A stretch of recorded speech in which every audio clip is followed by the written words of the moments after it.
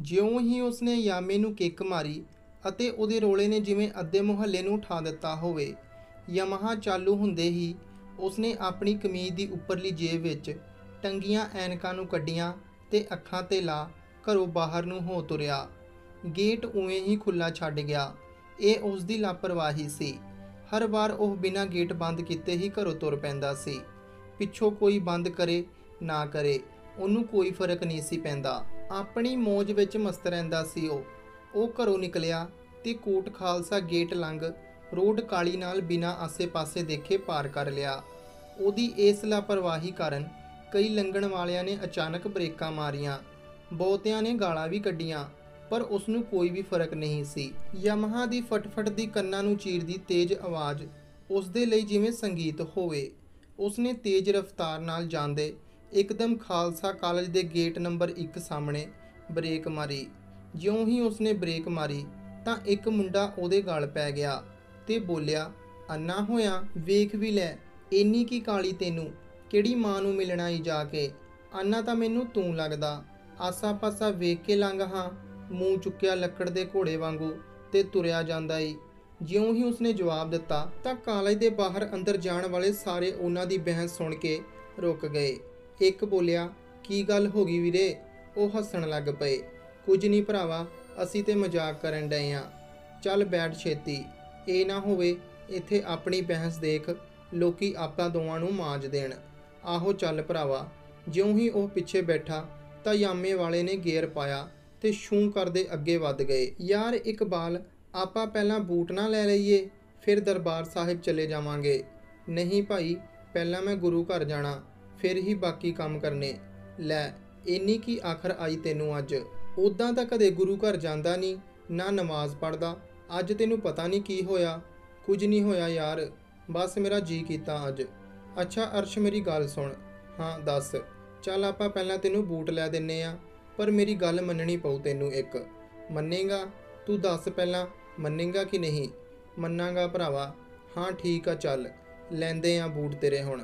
ਉਹ ਦੋਵੇਂ ਯਾਮੇ ਤੇ ਸਵਾਰ ਆਸ-ਪਾਸ ਦੇ ਮਾਹੌਲ ਦੇ ਸਵਾਦ ਲੈਂਦੇ ਹਾਲ ਬਾਜ਼ਾਰ ਜਾ ਪਹੁੰਚੇ ਤੇ ਇੱਕ ਬੂਟਾਂ ਦੀ ਦੁਕਾਨ ਤੋਂ ਥੋੜਾ ਜਿਹਾ ਪਿੱਛੇ ਖਾਲੀ ਥਾਂ ਦੇਖ ਮੋਟਰਸਾਈਕਲ ਖੜਾ ਕਰ ਦਿੱਤਾ। ਅਰਸ਼ ਆਮ ਤਰੀਕੇ ਨਾਲ ਮੋਟਰਸਾਈਕਲ ਤੋਂ ਉਤਰਿਆ, ਪਰ ਇਕਬਾਲ ਮੋਟਰਸਾਈਕਲ ਸਟੈਂਡ ਤੇ ਲਾ ਹੈਂਡਲ ਵੱਲ ਦੀ ਲੱਤ ਘੁਮਾਉਂਦੇ ਇੰਜ ਉਤਰਿਆ ਜਿਵੇਂ ਹਿੰਦੀ ਫਿਲਮਾਂ ਦੇ ਹੀਰੋ ਉਤਰਦੇ ਹੋਣ। ਉਹਨਾਂ ਸਾਹਮਣੇੋਂ ਦੋ ਜੀਨ ਪਾਈ ਕੁੜੀਆਂ ਲੰਘੀਆਂ ਤਾਂ ਇਕਬਾਲ ਨੇ ਐਨਕ ਅੱਖਾਂ ਤੋਂ ਉਂਗਲ ਨਾਲ ਆਪਣੇ ਤਿੱਖੇ ਨੱਕ ਵੱਲ ਵਧਾਉਂਦੇ ਹੋਏ ਪੋਲੇ ਜਿਹੇ ਬੁੱਲਾਂ ਨਾਲ ਸੀਟੀ ਮਾਰੀ।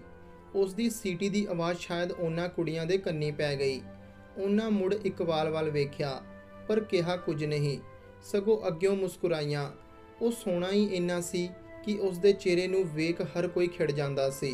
ਹਰ ਵੇਲੇ ਉਹਦੇ ਚਿਹਰੇ ਨੂੰ ਚਾਰ ਚੰਨ ਲਾਉਂਦੀ ਮੁਸਕਾਨ ਉਸ ਨੂੰ ਸਭ ਦਿਲਾਂ ਦਾ ਕਾਇਲ ਬਣਾ ਦਿੰਦੀ ਸੀ।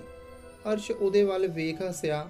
ਉਹ ਇਕਬਾਲ ਦੀਆਂ ਹਰਕਤਾਂ ਤੋਂ ਚੰਗੀ ਤਰ੍ਹਾਂ ਜਾਣੂ ਸੀ, ਪਰ ਉਹ ਜਾਣਦਾ ਸੀ ਇਹ ਸਿਰਫ ਉਸ ਦਾ ਸੁਭਾਅ ਹੈ ਜੋ ਸਭ ਨੂੰ ਮਜ਼ਾਕ ਕਰਦਾ ਰਹਿੰਦਾ। ਉਂਝ ਉਸ ਦੇ ਦਿਲ ਵਿੱਚ ਕੁਝ ਨਹੀਂ ਸੀ। ਉਹਨਾਂ ਸੜਕ ਟੱਪੀ ਤੇ ਥੋੜਾ ਜਿਹਾ ਤੁਰ ਇੱਕ ਦੁਕਾਨ ਅੰਦਰ ਜਾ ਵੜੇ।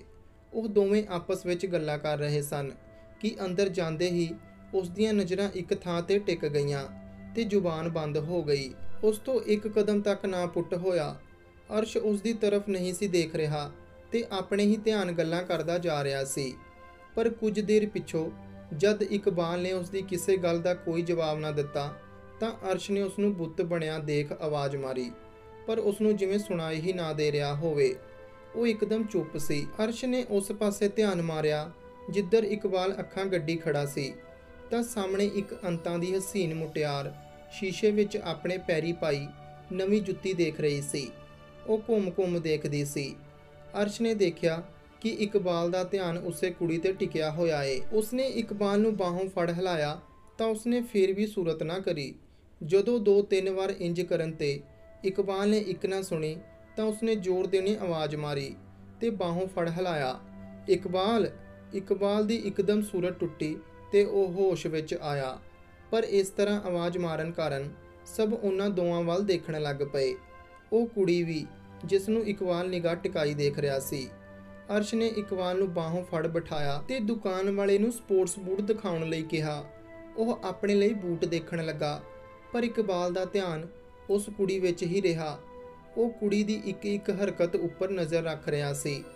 ਕੁੜੀ ਨੇ ਗਲ ਪਿਆਜੀ ਰੰਗ ਦਾ ਸੂਟ ਤੇ ਨਾਲ ਪਿਆਜੀ ਰੰਗ ਦੀ ਹੀ ਚੁੰਨੀ ਲਈ ਹੋਈ ਸੀ। ਉਹਦੇ ਵਾਲ ਖੁੱਲੇ ਸਨ ਤੇ ਹੱਦ ਤੋਂ ਪਰੇ ਸਿਲਕੀ ਜਾਪਦੇ ਸਨ। ਇੰਜ ਭਾਫ ਰਿਹਾ ਸੀ ਜਿਵੇਂ ਉਸਨੇ ਖੁਦ ਸਟੇਟ ਕਰਵਾਏ ਹੋਣ। ਅੱਜ ਕੱਲ੍ਹ ਇਹ ਰਿਵਾਜ ਬਣ ਗਿਆ ਸੀ ਆਪਣੇ ਵਾਲਾਂ ਨੂੰ ਵੰਨ ਸੁਵੰਨੀਆਂ ਤਰੀਕਿਆਂ ਨਾਲ ਤਿਆਰ ਕਰਵਾਉਣਾ। ਉਸਨੇ ਵੀ ਕਰਵਾਏ ਜਾਪਦੇ ਸਨ। ਉਸਦੇ ਵਾਲਾਂ ਵਿੱਚ ਚੀਰ ਜੋ ਕਿ ਇਕਬਾਲ ਦੇ ਦਿਲ ਨੂੰ ਚੀਰਦਾ ਜਾਪਦਾ ਸੀ। ਇਕਬਾਲ ਦਾ ਧਿਆਨ ਇੱਕ ਪਲ ਲਈ ਵੀ ਉਸ ਤੋਂ ਟੁੱਟਦਾ ਨਹੀਂ ਸੀ ਜਾਪ ਰਿਹਾ। ਉਸ ਦਾ ਹਾਲ ਤਾਂ ਉਸ ਮੁਰੀਦ ਵਰਗਾ ਸੀ ਜਿਸ ਨੇ ਪਹਿਲੀ ਵਾਰ ਪ੍ਰਕਾਸ਼ਮਈ ਰੱਬ ਦੇ ਦੀਦਾਰ ਕੀਤੇ ਹੋਣ ਤੇ ਅੱਖਾਂ ਨੂੰ ਰੱਜ ਨਾ ਆ ਰਿਹਾ ਹੋਵੇ। ਜਿਵੇਂ ਉਸ ਪ੍ਰਕਾਸ਼ ਤੋਂ ਨਜ਼ਰ ਹਟਾਉਂਦੇ ਹੀ ਉਸ ਦੇ ਦੇਖਣ ਦੀ ਸ਼ਕਤੀ ਹੀ ਖਤਮ ਹੋ ਜਾਣੀ ਹੋਵੇ। ਉਹਦੀ ਸੂਰਤ ਬਸ ਉਹਦੇ ਚਿਹਰੇ ਉੱਪਰ ਹੀ ਅਟਕੀ ਪਈ ਸੀ। ਕੁੜੀ ਦੀਆਂ ਬਾਹਾਂ ਰੰਗ ਬਿਰੰਗੀਆਂ ਚੂੜੀਆਂ ਨਾਲ ਭਰੀਆਂ ਪਈਆਂ ਸਨ। ਕੁੜੀ ਕਈ ਜੁੱਤੀਆਂ ਬਦਲ ਦੇਖ ਰਹੀ ਸੀ। ਉਹ ਵਿੱਚ ਵਿਚਾਲੇ ਇੱਕ ਵਾਲ ਵੱਲ ਵੀ ਝਾਤੀ ਮਾਰਦੀ ਜਾਪਦੀ ਸੀ। ਉਸ ਨੂੰ ਸਾਫ਼ ਦਿਖਾਈ ਦੇ ਰਿਹਾ ਸੀ ਕਿ ਕੋਈ ਅਣਜਾਣ ਮਰਦ ਕਿਵੇਂ ਉਸ ਵੱਲ ਨਜ਼ਰਾਂ ਗੱਡੀ ਦੇਖ ਰਿਹਾ ਸੀ, ਪਰ ਉਹ ਉਸ ਨੂੰ ਚਾਹ ਕੇ ਵੀ ਰੋਕ ਨਹੀਂ ਸੀ ਰਹੀ। ਉਸ ਦੇ ਨਾਲ ਇੱਕ 50 ਸਾਲ ਦੀ ਔਰਤ ਤੇ ਇੱਕ ਹੋਰ ਜਵਾਨ ਕੁੜੀ ਸੀ। ਉਹ ਵਾਰ-ਵਾਰ ਔਰਤ ਨੂੰ ਮੰਮੀ ਕਹਿ ਬੁਲਾ ਰਹੀ ਸੀ, ਜਿਸ ਤੋਂ ਸਾਫ਼ ਜ਼ਾਹਰ ਹੁੰਦਾ ਸੀ ਕਿ ਉਹ ਔਰਤ ਉਸ ਦੀ ਮਾਂ ਹੈ। ਉਹ ਜੁੱਤੀਆਂ ਪਾ ਦੋਵਾਂ ਨੂੰ ਦਿਖਾ ਰਹੀ ਸੀ। ਦੂਸਰੀ ਜਵਾਨ ਕੁੜੀ ਉਸ ਨੂੰ ਕਈ ਵਾਰ ਆਖਦੀ ਸੀ ਕਿ ਦੀਦੀ ਆ ਨਹੀਂ ਵਧੀਆ, ਆ ਪਾ ਕੇ ਦੇਖੋ, ਨਹੀਂ ਆ ਦੇਖੋ। ਉਹ ਜੁੱਤੀਆਂ ਦੇ ਚੰਗੇ ਮਾੜੇ ਹੋਣ ਬਾਰੇ ਦੱਸ ਰਹੀ ਸੀ। ਇਕਬਾਲ ਦਾ ਧਿਆਨ ਉਸ ਹਸੀਨ ਕੁੜੀ ਦੇ ਚਿਹਰੇ ਵਿੱਚ ਹੀ ਸੀ। ਅਰਸ਼ ਉਸ ਨੂੰ ਪੁੱਛਦਾ ਕਿ ਕਿਹੜੇ ਬੂਟ ਵਧੀਆ, ਪਰ ਉਹ ਬਿਨਾਂ ਦੇਖੇ ਕਹਿ ਦਿੰਦਾ ਹਾਂ ਵਧੀਆ, ਲੈ ਲਾ। ਅਰਸ਼ ਸਮਝ ਗਿਆ ਕਿ ਉਹ ਬਿਲਕੁਲ ਧਿਆਨ ਨਹੀਂ ਦੇ ਰਿਹਾ। ਉਸਨੇ ਆਪਣੀ ਮਰਜ਼ੀ ਨਾਲ ਹੀ ਜੋ ਬੂਟ ਪਸੰਦ ਆਏ ਖਰੀਦ ਲਏ। ਇੰਨੇ ਨੂੰ ਉਸ ਕੁੜੀ ਨੇ ਵੀ 2-3 ਜੁੱਤੀਆਂ ਦੇ ਜੋੜੇ ਲਏ ਤੇ ਪੈਸੇ ਦੇ ਦੁਕਾਨ ਤੋਂ ਬਾਹਰ ਹੋ ਗਈਆਂ। ਇਕਬਾਲ ਵੀ ਉਹਨਾਂ ਪਿੱਛੇ ਹੀ ਹੋ ਤੁਰਿਆ। ਅਰਸ਼ ਨੇ ਕਾਲੀ ਨਾਲ ਦੁਕਾਨਦਾਰ ਨੂੰ ਪੈਸੇ ਦਿੱਤੇ ਤੇ ਬੂਟ ਲੈ ਇਕਬਾਲ ਨੂੰ ਸਮਝਾਉਂਦਾ ਬੋਲਣ ਲੱਗਾ, ਕਿਉਂ ਮਾਮਾ ਜੁੱਤੀਆਂ ਪਾਉਣੀਆਂ ਈ? ਹਜੇ ਤੇ ਉਹਨਾਂ ਨਵੀਆਂ ਹੀ ਲਈਆਂ ਨੇ, ਵੇਖ ਲਾ ਪੈਰੀ ਪਾਉਣ ਤੋਂ ਪਹਿਲਾਂ ਹੀ ਆਪਣੇ ਪੈਣਗੀਆਂ। ਇਕਬਾਲ ਨੇ ਇੱਕ ਨਾ ਸੁਣੀ ਤੇ ਉਹਨਾਂ ਪਿੱਛੇ ਹੀ ਤੁਰਦਾ ਗਿਆ। ਉਹਨਾਂ ਦਾ ਧਿਆਨ ਇਕਬਾਲ ਵਿੱਚ ਨਹੀਂ ਸੀ। ਅਗਰ ਹੁੰਦਾ ਤਾਂ ਉਹ ਸ਼ਾਇਦ ਜ਼ਰੂਰ ਉਸ ਨੂੰ ਉਹਨਾਂ ਦੇ ਪਿੱਛੇ ਆਉਣ ਦਾ ਕਾਰਨ ਪੁੱਛਦੀਆਂ। ਉਹ ਅੱਗੇ ਤੁਰਦੀਆਂ ਗਈਆਂ ਤੇ ਇਕਬਾਲ ਉਹਨਾਂ ਪਿੱਛੇ। ਅਰਸ਼ ਨੇ ਫਿਰ ਤੋਂ ਖਿੱਚਦੇ ਹੋਏ ਆਖਿਆ, ਉਹ ਭਰਾਵਾ ਮੋਟਰਸਾਈਕਲ ਆਪਣਾ ਪਿੱਛੇ ਲੱਗਾ, ਕਿਸੇ ਨੇ ਢਾਹ ਦੇਣਾ ਈ। ਇਕਬਾਲ ਨੇ ਬਿਨਾਂ ਕੁਝ ਬੋਲੇ ਜੇਬ 'ਚੋਂ ਚਾਬੀ ਕੱਢੀ ਤੇ ਅਰਸ਼ ਨੂੰ ਦੇ ਦਿੱਤੀ। ਅਰਸ਼ ਚਾਬੀ ਫੜ ਕਾਲੀ ਨਾਲ ਪਿੱਛੇ ਨੂੰ ਮੋਟਰਸਾਈਕਲ ਲੈਣ ਭੱਜਾ ਤੇ ਇਕਬਾਲ ਪੋਲੇ ਪੈਰਾਂ ਨਾਲ ਉਹਨਾਂ ਪਿੱਛੇ ਹੀ ਤੁਰਦਾ ਗਿਆ। ਅਚਾਨਕ ਉਹ ਇੱਕ ਗੱਡੀ ਕੋਲ ਰੁਕੀਆਂ ਤੇ ਬਾਰੀਆਂ ਖੋਲ ਅੰਦਰ ਬੈਠ ਗਈਆਂ। ਗੱਡੀ ਤੁਰ ਪਈ। ਇੰਨੇ ਨੂੰ ਅਰਸ਼ ਮੋਟਰਸਾਈਕਲ ਲੈ ਪਹੁੰਚਿਆ ਤੇ ਉਸਦੇ ਪਹੁੰਚਦੇ ਹੀ ਇਕਬਾਲ ਬੋਲਿਆ, ਪਿੱਛੇ ਹਟ, ਮੈਂ ਚਲਾਉਂਦਾ ਵਾਂ। ਅਰਸ਼ ਬੈਠੇ ਹੀ ਪਿੱਛੇ ਹੋ ਗਿਆ ਤੇ ਇਕਬਾਲ ਕਾਲੀ ਨਾਲ ਮੋਟਰਸਾਈਕਲ ਤੇ ਚੜ੍ਹ ਗੱਡੀ ਦੇ ਪਿੱਛੇ ਚੱਲ ਪਿਆ। ਅਰਸ਼ ਪਿੱਛੋਂ ਬਥੇਰਾ ਰੌਲਾ ਪਾਉਂਦਾ ਰਿਹਾ, ਪਰ ਇਕਬਾਲ ਨੇ ਉਸਦੀ ਇੱਕ ਨਾ ਸੁਣੀ ਤੇ ਗੱਡੀ ਦੇ ਪਿੱਛੇ ਹੌਲੀ ਚੱਲਦਾ ਗਿਆ। ਅਰਸ਼ ਪਿੱਛੋਂ ਬਥੇਰਾ ਰੌਲਾ ਪਾਉਂਦਾ ਰਿਹਾ, ਪਰ ਇਕਬਾਲ ਨੇ ਉਸਦੀ ਇੱਕ ਨਾ ਸੁਣੀ ਤੇ ਗੱਡੀ ਦੇ ਪਿੱਛੇ ਹੌਲੀ ਚੱਲਦਾ ਗਿਆ। ਗੱਡੀ ਹਾਲ ਬਾਜ਼ਾਰ ਨੂੰ ਪਾਰ ਕਰ ਐਲਬਰਟ ਚੌਂਕ ਤੋਂ ਹੁੰਦੇ ਕਚਹਿਰੀ ਰੋਡ ਰਾਹੀਂ ਰਣਜੀਤ ਐਵਨਿਊ ਦੇ ਸੀ ਬਲਾਕ ਵਿੱਚ ਘਰ ਨੰਬਰ 135 ਦੇ ਸਾਹਮਣੇ ਜਾ ਰੁਕੀ। ਡਰਾਈਵਰ ਨੇ ਗੱਡੀ ਘਰ ਦੇ ਬਾਹਰ ਹੀ ਖੜੀ ਕੀਤੀ ਤੇ ਉਹ ਔਰਤਾਂ ਘਰ ਅੰਦਰ ਚਲੀਆਂ ਗਈਆਂ। ਇਕਬਾਲ ਵੀ ਉਹਨਾਂ ਦਾ ਪਿੱਛਾ ਕਰਦਾ ਉੱਥੇ ਜਾ ਪਹੁੰਚਿਆ। ਉਸਨੇ ਉਹਨਾਂ ਨੂੰ ਘਰ ਅੰਦਰ ਜਾਂਦੇ ਦੇਖ ਲਿਆ। ਉਹ ਸਮਝ ਗਿਆ ਕਿ ਇਹ ਉਹਨਾਂ ਦਾ ਘਰ ਹੈ। ਅਰਸ਼ ਪਿੱਛੇ ਬੈਠਾ ਤਰਲੇ ਕਰਦਾ ਰਿਹਾ ਕਿ ਮੁੜ ਚੱਲੀਏ, ਪਰ ਇਕਬਾਲ ਨੂੰ ਜਿਵੇਂ ਕੋਈ ਡਰ ਨਾ ਹੋਵੇ। ਖਿੱਝ ਅਰਸ਼ ਬੋਲਿਆ, ਚੱਲ ਚੱਲੀਏ ਯਾਰ, ਇੱਦਾਂ ਕਿਸੇ ਦੇ ਘਰ ਸਾਹਮਣੇ ਖਲੋਣਾ ਚੰਗੀ ਗੱਲ ਨਹੀਂ ਆ, ਐਵੇਂ ਛਿੱਤਰ ਪਵਾਵੇਂਗਾ। ਚੱਲ ਮੇਰਾ ਭਰਾ। ਨਹੀਂ ਯਾਰ, ਬਸ ਇੱਕੋ ਵਾਰ ਉਹ ਕੁੜੀ ਨੂੰ ਵੇਖਣਾ ਈ, ਫਿਰ ਚਲੇ ਜਾਵਾਂਗੇ। ਉਹ ਭਰਾਵਾ ਕੀ ਕਰਨਾ ਈ ਉਹਨੂੰ ਵੇਖ ਕੇ, ਕਿੰਨੇ ਚਿਰ ਦਾ ਉਹਨੂੰ ਹੀ ਤੇ ਵੇਖਣ ਡਿਆ ਈ, ਹੋਰ ਕੀ ਪੰਡ ਪਾਉਣੀ ਉਹ ਤੂੰ? ਬਸ ਇੱਕੋ ਵਾਰੀ ਵੇਖਣਾ ਈ। ਪਤਾ ਨਹੀਂ ਮੇਰਾ ਜੀ ਨਹੀਂ ਭਰਨ ਡਿਆ ਉਹਨੂੰ ਵੇਖਣ ਤੋਂ। ਕੋਈ ਫਾਇਦਾ ਨਹੀਂ ਤੇਰੇ ਵੇਖਣ ਦਾ, ਉਹਨੂੰ ਵਿਆਹ ਹੋਣ ਵਾਲਾ ਉਹਦਾ। ਤੈਨੂੰ ਕਿੱਦਾਂ ਪਤਾ? ਲੈ ਮਾਮਾ, ਉਹਦੀਆਂ ਬਾਹਾਂ ਨਹੀਂ ਵੇਖੀਆਂ ਕਿੱਦਾਂ ਚੂੜੀਆਂ ਨਾਲ ਭਰੀਆਂ ਪਈਆਂ ਵਾ? ਉਹ ਵੇਖ ਤਾਂ ਕੋਈ ਵੀ ਦੱਸ ਦੂ ਕਿ ਵਿਆਹ ਹੋਣ ਵਾਲਾ ਉਹਦਾ। ਤੂੰ ਆਪ ਹੀ ਨਾ ਗੱਲਾਂ ਬਣਾਈ ਚੱਲ। ਬੰਦਾ ਉਂਝ ਵੀ ਤਾਂ ਸ਼ੌਂਕ ਨਾਲ ਚੂੜੀਆਂ ਪਾ ਸਕਦਾ। ਉਹ ਭਰਾ ਪਾ ਸਕਦਾ ਵਾ, ਪਰ ਇੰਨੀਆਂ ਥੋੜਾ, ਤੈਨੂੰ ਕੀ ਪਤਾ ਦੱਸ। ਨਹੀਂ ਮੰਨਣਾ ਤਾਂ ਨਾ ਮੰਨ, ਮੈਨੂੰ ਕੀ, ਤੂੰ ਚੁੱਪ ਰਹਿ ਬਸ। ਮੈਂ ਇੱਕ ਵਾਰ ਵੇਖਣਾ ਉਹਨੂੰ, ਫਿਰ ਆਪਾਂ ਚਲੇ ਜਾਵਾਂਗੇ। ਅਰਸ਼ ਨੇ ਉਹਨੂੰ ਲੱਖ ਸਮਝਾਇਆ, ਪਰ ਇਕਬਾਲ ਨੇ ਉਹਦੀ ਇੱਕ ਨਾ ਸੁਣੀ। ਅਰਸ਼ ਇੱਕ ਪਾਸੇ ਚੁੱਪ ਹੋ ਬੈਠ ਗਿਆ ਤੇ ਇਕਬਾਲ ਉਹਦੇ ਘਰ ਤੇ ਨਜ਼ਰ ਗੱਡੀ ਖੜਿਆ ਰਿਹਾ।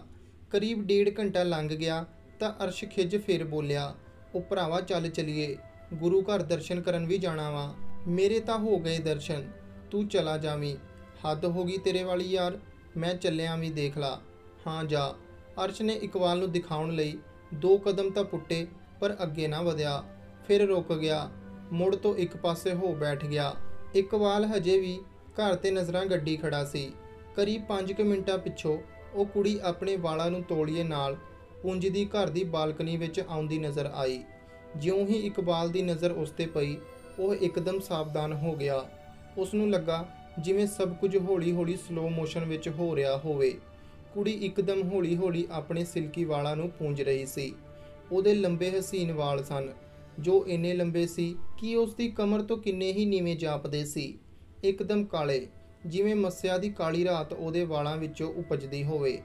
ਉਸ ਦੀ ਜਿਉਂ ਹੀ ਨਜ਼ਰ ਇਕਬਾਲ ਉੱਤੇ ਪਈ, ਇਕਬਾਲ ਉਸ ਦੀਆਂ ਮੋਟੀਆਂ ਕਾਲੀਆਂ ਅੱਖਾਂ ਵੇਖ ਦੰਗ ਰਹਿ ਗਿਆ, ਜਿਵੇਂ ਉਸ ਦੇ ਸਾਹ ਹੀ ਥੰਮ ਗਏ ਹੋਣ। ਉਹਦੇ ਤੋਂ ਹੋਕਾ ਤੱਕ ਨਾ ਲਿਆ ਗਿਆ। ਕੁੜੀ ਨੇ ਨਜ਼ਰ ਭਰ ਦੇਖਿਆ ਤਾਂ ਰੋਜ਼ ਪ੍ਰਗਟ ਕੀਤਾ। ਉਹ ਜਾਣ ਗਈ ਕਿ ਇਹ ਉਹ ਮੁੰਡਾ ਹੈ ਜੋ ਜੁੱਤੀਆਂ ਦੀ ਦੁਕਾਨ ਵਿੱਚ ਵੀ ਉਸ ਵੱਲ ਵੇਖ ਰਿਹਾ ਸੀ ਤੇ ਹੁਣ ਉਸ ਦਾ ਪਿੱਛਾ ਕਰਦੇ ਉਸ ਦੇ ਘਰ ਤੱਕ ਅੱਪੜ ਆਇਆ ਸੀ। ਉਸਨੇ ਨਜ਼ਰ ਫੇਰੀ ਹੀ ਸੀ ਕਿ ਉਸ ਨੂੰ ਪਿੱਛੋਂ ਆਵਾਜ਼ ਆਈ, ਸਾਜੀਆ। ਉਸ ਨੂੰ ਜਿਉਂ ਹੀ ਆਵਾਜ਼ ਆਈ, ਸਭ ਸਲੋ ਮੋਸ਼ਨ ਦਾ ਵਾਤਾਵਰਣ ਸਾਧਾਰਨ ਹੋ ਗਿਆ। ਕੁੜੀ ਆਵਾਜ਼ ਸੁਣ ਪਿਛਾਂ ਚਲੀ ਗਈ ਤੇ ਇਕਬਾਲ ਦੀ ਸੂਰਤ ਟੁੱਟ ਗਈ। ਕੁੜੀ ਦੇ ਜਾਂਦਿਆਂ ਹੀ ਅਰਸ਼ ਇਕਬਾਲ ਵੱਲ ਆਇਆ ਤੇ ਉਸ ਨੂੰ ਮੋਟਰਸਾਈਕਲ ਦੇ ਪਿੱਛੇ ਬਿਠਾ ਆਪ ਚਲਾਉਣ ਲੱਗਾ। ਇਕਬਾਲ ਦੀਆਂ ਨਜ਼ਰਾਂ ਵਿੱਚ ਅਜੇ ਵੀ ਉਸ ਕੁੜੀ ਸਾਜੀਆ ਦਾ ਚਿਹਰਾ ਘੁੰਮ ਰਿਹਾ ਸੀ। ਉਹਦਾ ਹਾਲ ਇਵੇਂ ਦਾ ਸੀ ਜਿਵੇਂ ਉਸ ਨੂੰ ਕੋਈ ਬਹੁਤ ਤੇਜ਼ ਨਸ਼ਾ ਚੜ੍ਹ ਗਿਆ ਹੋਵੇ। ਸਾਰਾ ਰਾਹ ਉਹ ਬਸ ਸਾਜੀਆ ਬਾਰੇ ਹੀ ਸੋਚਦਾ ਰਿਹਾ। ਅਰਸ਼ ਨੇ ਮੋਟਰਸਾਈਕਲ ਨੂੰ ਜਾ ਕਾਲਜ ਸਾਹਮਣੇ ਖੜਾ ਕੀਤਾ ਤੇ ਆਪ ਉਤਰ ਇਕਬਾਲ ਨੂੰ ਅਲਵਿਦਾ ਕਿਹਾ, ਪਰ ਇਕਬਾਲ ਨੇ ਧਿਆਨ ਨਾ ਦਿੱਤਾ ਤੇ ਆਪਣੇ ਆਪ ਵਿੱਚ ਮਸਤ ਘਰ ਨੂੰ ਤੁਰ ਪਿਆ। ਅਰਸ਼ ਤੇ ਇਕਬਾਲ ਖਾਲਸਾ ਕਾਲਜ ਵਿੱਚ MA ਦੇ ਵਿਦਿਆਰਥੀ ਸਨ ਤੇ ਅਰਸ਼ ਕਾਲਜ ਦੇ ਹੀ ਹੋਸਟਲ ਵਿੱਚ ਰਹਿੰਦਾ ਸੀ। ਇਕਬਾਲ ਦਾ ਘਰ ਕੋਟ ਖਾਲਸਾ ਵਿੱਚ ਫਾਟਕ ਦੇ ਕੋਲ ਇੱਕ ਮੁਹੱਲੇ ਵਿੱਚ ਸੀ, ਜਿੱਥੇ ਕਈ ਸ਼ਾਹੂਕਾਰ ਤੇ ਗਿਆਨਵਾਨ ਲੋਕ ਰਹਿੰਦੇ ਸਨ। ਇਕਬਾਲ ਘਰ ਪਹੁੰਚਿਆ ਤੇ ਸਾਜੀਆ ਦੇ ਖਿਆਲਾਂ ਵਿੱਚ ਗੁੰਮ ਆਪਣੇ ਕਮਰੇ ਵਿੱਚ ਜਾ ਲੰਮੇ ਪੈ ਗਿਆ। ਪਤਾ ਹੀ ਨਾ ਲੱਗਾ ਕਦ ਉਸ ਨੂੰ ਨੀਂਦ ਆ ਗਈ। ਰਾਤ ਉਸ ਦੀ ਮੰਮੀ ਨੇ ਉਸ ਨੂੰ ਆਵਾਜ਼ ਲਾਈ ਤੇ ਰੋਟੀ ਖਾਣ ਲਈ ਕਿਹਾ। ਉਸਨੇ 1-2 ਰੋਟੀ ਖਾਧੀ ਤੇ ਘਰ ਦੀ ਛੱਤ ਤੇ ਚੜ੍ਹ ਕੰਨਾਂ ਵਿੱਚ ਹੈੱਡਫੋਨ ਲਾ ਗਾਣੇ ਸੁਣਨ ਲੱਗਾ। ਕੁਝ ਦੇਰ ਪਿੱਛੋਂ ਤਾਰਿਆਂ ਦੀ ਛਾਵੇਂ ਹੀ ਛੱਤ ਉੱਪਰ ਸੋ ਗਿਆ। ਅਗਲੀ ਸਵੇਰ ਹੁੰਦੇ ਹੀ ਉਸਨੇ ਚਾਹ ਪਾਣੀ ਪੀਤਾ ਤੇ ਮੋਟਰਸਾਈਕਲ ਚੁੱਕ ਸਾਜੀਆ ਦੇ ਘਰ ਸਾਹਮਣੇ ਜਾ ਅੱਪੜਿਆ। ਕਿੰਨਾ ਚਿਰ ਖੜਿਆ ਰਿਹਾ। ਆਉਂਦੇ ਜਾਂਦੇ ਲੋਕ ਉਸ ਵੱਲ ਦੇਖਦੇ, ਪਰ ਕਿਸੇ ਨੇ ਉਸ ਨੂੰ ਕੁਝ ਨਾ ਪੁੱਛਿਆ। ਸ਼ਹਿਰਾਂ ਵਿੱਚ ਇੰਜ ਹੀ ਹੁੰਦਾ ਹੈ, ਲੋਕ ਬਹੁਤ ਕਿਸੇ ਵੱਲ ਧਿਆਨ ਨਹੀਂ ਦਿੰਦੇ। ਸਭ ਨੂੰ ਆਪੋ ਆਪਣੀ ਹੁੰਦੀ ਹੈ, ਕਿਸੇ ਕੋਲ ਕਿਸੇ ਦੇ ਲਈ ਵਕਤ ਹੀ ਨਹੀਂ ਹੈ। ਉਹ ਨਜ਼ਰਾਂ ਗੱਡੀ ਖੜਾ ਸੀ, ਇੱਕਦਮ ਤਿਆਰ, ਬਸ ਤਿਆਰ, ਜਿਵੇਂ ਵਿਆਹ ਆਇਆ ਹੋਵੇ। ਨਵੀਂ ਕਮੀਜ਼, ਨਵੀਂ ਪੈਂਟ, ਬਾਲ ਬਾਹੇ ਹੋਏ, ਅੱਖਾਂ ਤੇ ਐਨਕਾਂ, ਕੰਨ ਵਿੱਚ ਨੱਤੀਆਂ, ਪੂਰਾ ਵੇਲਾ ਤੇ ਸ਼ੌਕੀਨ ਪੰਜਾਬੀ। ਸਵੇਰ ਦੇ 11 ਵੱਜ ਗਏ, ਪਰ ਉਸ ਨੂੰ ਸਾਜੀਆ ਨਜ਼ਰ ਨਾ ਆਈ। ਮਨ ਵਿੱਚ ਬਥੇਰਾ ਵਿਚਾਰ ਬਣਾਇਆ ਕਿ ਉਹਦੇ ਘਰ ਚਲਾ ਜਾਵੇ, ਪਰ ਫਿਰ ਸੋਚੇ ਕਿ ਕੀ ਕਹੇਗਾ ਘਰ ਜਾ, ਕੀ ਕਰਨ ਆਇਆ ਏ, ਕਿਸ ਨੂੰ ਮਿਲਣ ਆਇਆ ਏ। ਆਪਣੇ ਮਨ ਨਾਲ ਜੂਝਦਾ ਉਹ ਉੱਥੇ ਹੀ ਖੜਾ ਰਿਹਾ। ਕੁਝ ਦੇਰ ਪਿੱਛੋਂ ਉਸਨੇ ਵੇਖਿਆ ਕਿ ਉਸ ਦੀ ਭੈਣ ਸਾਹਮਣੇ ਘਰ ਦੀ ਛੱਤ ਉੱਪਰ ਕਿਸੇ ਨੂੰ ਫੋਨ ਕਰ ਰਹੀ ਸੀ। ਇਕਬਾਲ ਨੇ ਉਸ ਨੂੰ ਬਥੇਰੇ ਇਸ਼ਾਰੇ ਕੀਤੇ, ਪਰ ਉਸ ਦਾ ਧਿਆਨ ਇਕਬਾਲ ਵੱਲ ਨਾ ਗਿਆ। ਪਰ ਜਿਉਂ ਹੀ ਉਸਨੇ ਫੋਨ ਬੰਦ ਕੀਤਾ ਤਾਂ ਉਸਨੇ ਇਕਬਾਲ ਨੂੰ ਦੇਖਿਆ। ਇਕਬਾਲ ਨੇ ਦੂਰੋਂ ਹੀ ਹੱਥ ਜੋੜੇ ਤੇ ਮਨ ਅੰਦਰ ਆਖਿਆ, ਸ਼ੁਕਰ ਆ। ਉਹਦੇ ਇਸ਼ਾਰੇ ਦੇਖ ਕੁੜੀ ਹੈਰਾਨ ਰਹਿ ਗਈ ਕਿ ਇਹ ਕੌਣ ਏ ਜੋ ਉਸ ਨੂੰ ਇਸ਼ਾਰੇ ਕਰ ਰਿਹਾ ਏ। ਉਸਨੇ ਪਹਿਚਾਣਿਆ ਨਾ। ਇਕਬਾਲ ਨੇ ਇਸ਼ਾਰੇ ਨਾਲ ਸਾਜੀਆ ਬਾਰੇ ਪੁੱਛਿਆ, ਪਰ ਕੁੜੀ ਨੂੰ ਕੁਝ ਸਮਝ ਨਾ ਆਇਆ। ਕੁਝ ਯਤਨਾਂ ਪਿੱਛੋਂ ਉਸ ਨੂੰ ਇਕਬਾਲ ਦੀ ਗੱਲ ਸਮਝ ਹੀ ਆ ਗਈ ਤੇ ਉਸਨੇ ਇਸ਼ਾਰੇ ਨਾਲ ਕਿਹਾ ਕਿ ਰੁਕੋ, ਬੁਲਾਉਂਦੀ ਹਾਂ। ਕੁੜੀ ਛੱਤ ਤੋਂ ਘਰ ਅੰਦਰ ਗਈ ਤੇ ਸਾਜੀਆ ਨੂੰ ਲੈ ਕੇ ਘਰ ਦੀ ਬਾਲਕਨੀ ਵਿੱਚ ਆ ਪਹੁੰਚੀ। ਉਹਨਾਂ ਦੀ ਆਵਾਜ਼ ਤਾਂ ਨਹੀਂ ਸੀ ਸੁਣਾਈ ਦਿੰਦੀ ਕਿ ਉਹ ਕੀ ਗੱਲਾਂ ਕਰਦੀਆਂ ਹੋਣ, ਪਰ ਇਸ਼ਾਰਿਆਂ ਤੋਂ ਪਤਾ ਲੱਗਦਾ ਸੀ ਕਿ ਸਾਜੀਆ ਕੁੜੀ ਨੂੰ ਪੁੱਛਦੀ ਸੀ ਕਿ ਕੀ ਗੱਲ ਏ। ਜਿਉਂ ਹੀ ਸਾਜੀਆ ਦੀ ਨਜ਼ਰ ਇਕਬਾਲ ਉੱਪਰ ਪਈ, ਇਕਬਾਲ ਫਿਰ ਤੋਂ ਸੁੰਨ ਹੋ ਗਿਆ ਤੇ ਹੱਥ ਜੋੜ ਸਾਜੀਆ ਨੂੰ ਸਤਿ ਸ਼੍ਰੀ ਅਕਾਲ ਬੁਲਾਈ। ਉਹ ਆਪ ਤਾਂ ਮੁਸਲਮਾਨ ਸੀ, ਪਰ ਸਾਜੀਆ ਦੇ ਸਿੱਖ ਹੋਣ ਕਾਰਨ ਉਹਦੇ ਅੰਦਰੋਂ ਸਤਿ ਸ਼੍ਰੀ ਅਕਾਲ ਹੀ ਨਿਕਲੀ। ਸਾਜੀਆ ਵੇਖ ਹੈਰਾਨ ਰਹਿ ਗਈ ਕਿ ਇਹ ਤਾਂ ਕੱਲ ਵਾਲਾ ਹੀ ਮੁੰਡਾ ਏ। ਉਹਨੇ ਇਕਬਾਲ ਅੱਗੇ ਹੱਥ ਜੋੜੇ ਤੇ ਹੱਥ ਦੇ ਇਸ਼ਾਰੇ ਨਾਲ ਉਸ ਨੂੰ ਉੱਥੋਂ ਜਾਣ ਲਈ ਆਖਿਆ, ਪਰ ਇਕਬਾਲ ਨੇ ਇਸ਼ਾਰੇ ਨਾਲ ਸਾਜੀਆ ਨੂੰ ਹੇਠਾਂ ਉਸ ਕੋਲ ਆਉਣ ਲਈ ਕਿਹਾ। ਸਾਜੀਆ ਦੇ ਚਿਹਰੇ ਤੋਂ ਸਾਫ਼ ਜ਼ਾਹਿਰ ਹੁੰਦਾ ਸੀ ਕਿ ਉਹ ਡਰੀ ਹੋਈ ਏ। ਉਸਨੇ ਉਸ ਕੁੜੀ ਨੂੰ ਕਿਹਾ ਜੋ ਕਿ ਉਸ ਦੀ ਭੈਣ ਸੀ, ਕੀਰਤ ਜਾ ਯਾਰ, ਉਸ ਨੂੰ ਕਹਿ ਚਲਾ ਜਾਵੇ, ਕਿਉਂ ਸਾਡੀ ਬਦਨਾਮੀ ਕਰਾਉਣੀ ਏ। ਦੀਦੀ ਮੈਂ ਕਿਵੇਂ ਆਖਾਂ, ਮੈਂ ਕਿਹੜਾ ਜਾਣਦੀ ਆ ਉਹਨੂੰ, ਆਪਾਂ ਮੰਮੀ ਨੂੰ ਦੱਸ ਦਿੰਦੇ ਆ, ਆਪੇ ਭੇਜ ਦੇਣਗੇ। ਨਹੀਂ ਨਹੀਂ, ਮੰਮੀ ਕੋਲ ਨਾ ਗੱਲ ਕਰੀ, ਕਿਉਂ ਤੁਸੀਂ ਜਾਣਦੇ ਹੋ ਉਸ ਨੂੰ। ਸਾਜੀਆ ਨੇ ਉਸ ਨੂੰ ਕੋਈ ਜਵਾਬ ਨਾ ਦਿੱਤਾ ਤੇ ਕੁਝ ਦੇਰ ਪਿੱਛੋਂ ਬੋਲੀ, ਜਾ ਮੇਰੀ ਭੈਣ ਪਲੀਜ਼, ਉਸ ਨੂੰ ਕਹਿ ਚਲਾ ਜਾਵੇ। ਸਾਜੀਆ ਬਹੁਤ ਜ਼ਿਆਦਾ ਡਰੀ ਜਾਪ ਰਹੀ ਸੀ। ਕੀਰਤ ਹੈਰਾਨ ਸੀ ਉਸ ਦੇ ਇਸ ਤਰ੍ਹਾਂ ਡਰ ਜਾਣ ਤੇ। ਉਸਨੇ ਸਾਜੀਆ ਨੂੰ ਸੰਭਾਲਦੇ ਹੋਏ ਕਿਹਾ, ਠੀਕ ਆ, ਤੁਸੀਂ ਘਬਰਾਓ ਨਾ, ਮੈਂ ਜਾਂਦੀ ਹਾਂ ਹੁਣੇ ਨੀਚੇ, ਕਹਿੰਦੀ ਆ ਉਹਨੂੰ ਕਿ ਚਲਾ ਜਾਵੇ। ਹਾਂ ਪਲੀਜ਼ ਮੇਰੀ ਭੈਣ। ਕੀਰਤ ਕਾਲੀ ਨਾਲ ਹੇਠਾਂ ਆ ਗਈ ਤੇ ਸਾਜੀਆ ਉੱਪਰ ਖੜੀ ਹੀ ਦੇਖਦੀ ਰਹੀ। ਕੀਰਤ ਨੂੰ ਕੋਲ ਆਉਂਦਾ ਦੇਖ ਇਕਬਾਲ ਸਿੱਧਾ ਹੋ ਖੜ ਗਿਆ ਤੇ ਕੋਲ ਆਉਂਦੇ ਹੀ ਬੋਲਿਆ, ਸਤਿ ਸ਼੍ਰੀ ਜੀ, ਸਤਿ ਸ਼੍ਰੀ ਅਕਾਲ। ਹਾਂਜੀ ਦੱਸੋ। ਕੁਝ ਨਹੀਂ, ਬਸ ਸਾਜੀਆ ਨਾਲ ਗੱਲ ਕਰਨੀ ਸੀ। ਅੱਛਾ ਕੀ ਗੱਲ ਕਰਨੀ, ਮੈਨੂੰ ਦੱਸੋ, ਮੈਂ ਆਪੇ ਦੱਸ ਦਿੰਦੀ ਆ ਉਹਨੂੰ। ਹਾ ਹੁਣ ਉਸ ਨਾਲ ਜੋ ਗੱਲ ਕਰਨੀ ਤੁਹਾਡੇ ਨਾਲ ਕਿਵੇਂ ਕਰ ਸਕਦਾ। ਕਿਉਂ ਨਹੀਂ ਕਰ ਸਕਦੇ, ਮੈਂ ਭੈਣ ਵਾਂ ਉਹਦੀ, ਮੇਰੇ ਤੇ ਉਸ ਵਿੱਚ ਕੋਈ ਫਰਕ ਨਹੀਂ। ਹਾ ਨਹੀਂ, ਤੁਸੀਂ ਉਸ ਨੂੰ ਭੇਜ ਦਿਓ, ਜੋ ਗੱਲ ਕਰਨੀ ਮੇਰੇ ਨਾਲ ਕਰ ਲਓ, ਨਹੀਂ ਤਾਂ ਚਲੇ ਜਾਵੋ, ਵਰਨਾ ਵਰਨਾ ਕੁੱਟੋਗੇ ਜਾਂ ਘਰੇ ਸ਼ਿਕਾਇਤ ਲਾਓਗੇ। ਮਾफ़ ਕਰਨਾ, ਜੇ ਇੰਜ ਹੀ ਕਰਨਾ ਹੁੰਦਾ ਤਾਂ ਤੁਸੀਂ ਆਪ ਗੱਲ ਕਰਨ ਨਾ ਆਉਂਦੇ, ਤੁਹਾਡੇ ਘਰ ਦੇ ਬਾਹਰ ਆਉਂਦੇ। ਜੋ ਵੀ ਆ ਵਾਟਐਵਰ, ਕੋਈ ਗੱਲ ਹੈ ਤਾਂ ਦੱਸੋ, ਨਹੀਂ ਤਾਂ ਆਪਣੇ ਰਾਹ ਪਵੋ, ਐਵੇਂ ਪਰੇਸ਼ਾਨ ਨਾ ਕਰੋ। ਬਸ ਮੈਂ ਸਾਜੀਆ ਨਾਲ ਇੱਕ ਵਾਰ ਗੱਲ ਕਰ ਲਵਾਂ, ਚਲਾ ਜਾਵਾਂਗਾ। ਤੁਸੀਂ ਭੇਜ ਦਿਓ ਉਹਨੂੰ।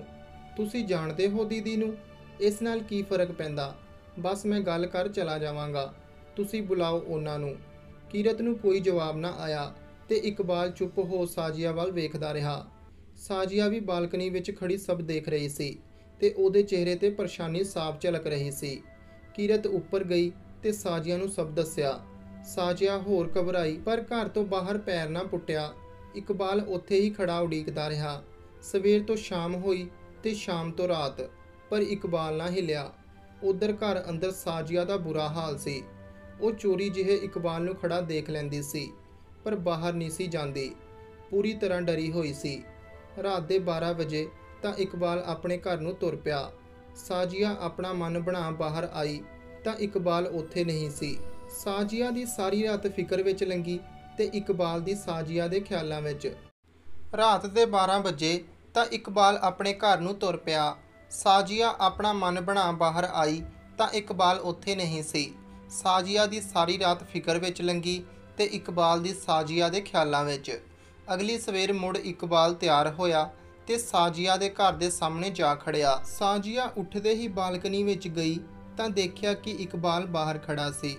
ਇਕਬਾਲ ਨੂੰ ਦੇਖਦੇ ਹੀ ਉਸਦਾ ਹੋਕਾ ਨਿਕਲ ਗਿਆ।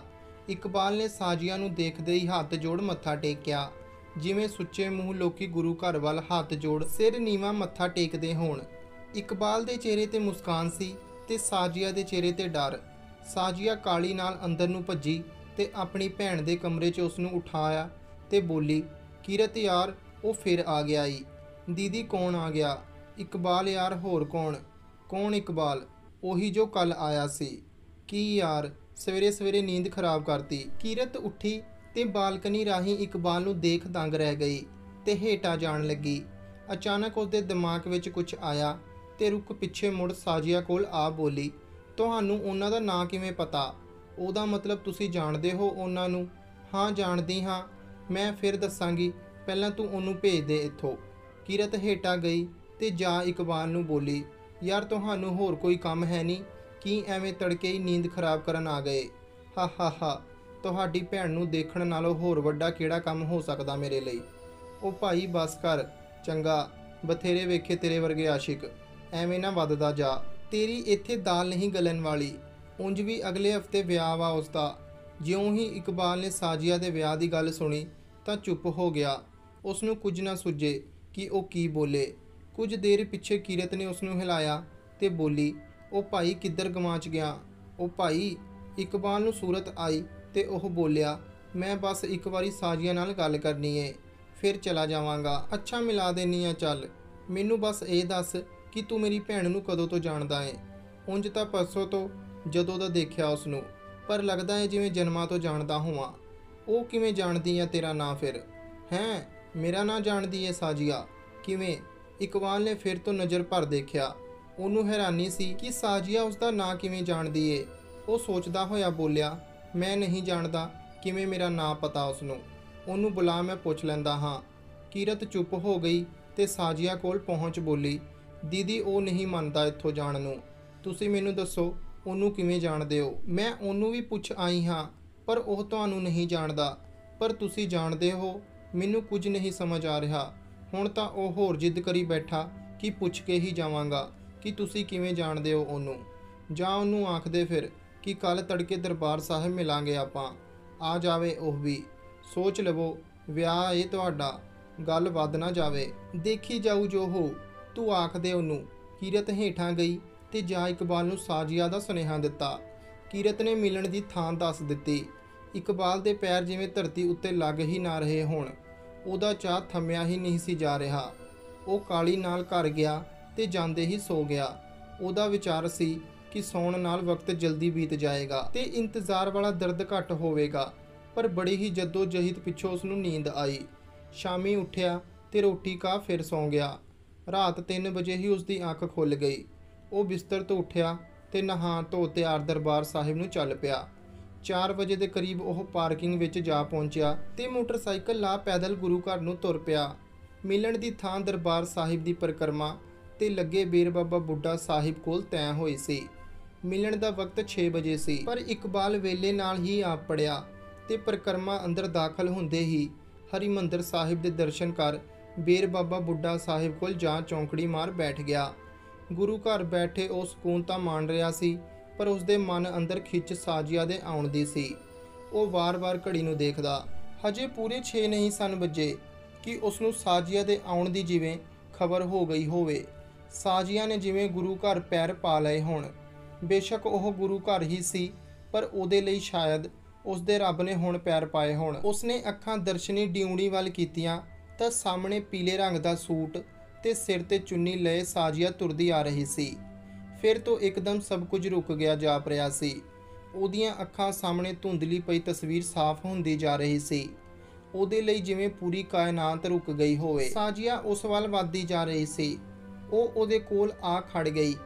ਇਕਬਾਲ ਇੱਕਦਮ ਉੱਠਿਆ ਤੇ ਹੱਥ ਜੋੜ ਖੜ ਗਿਆ।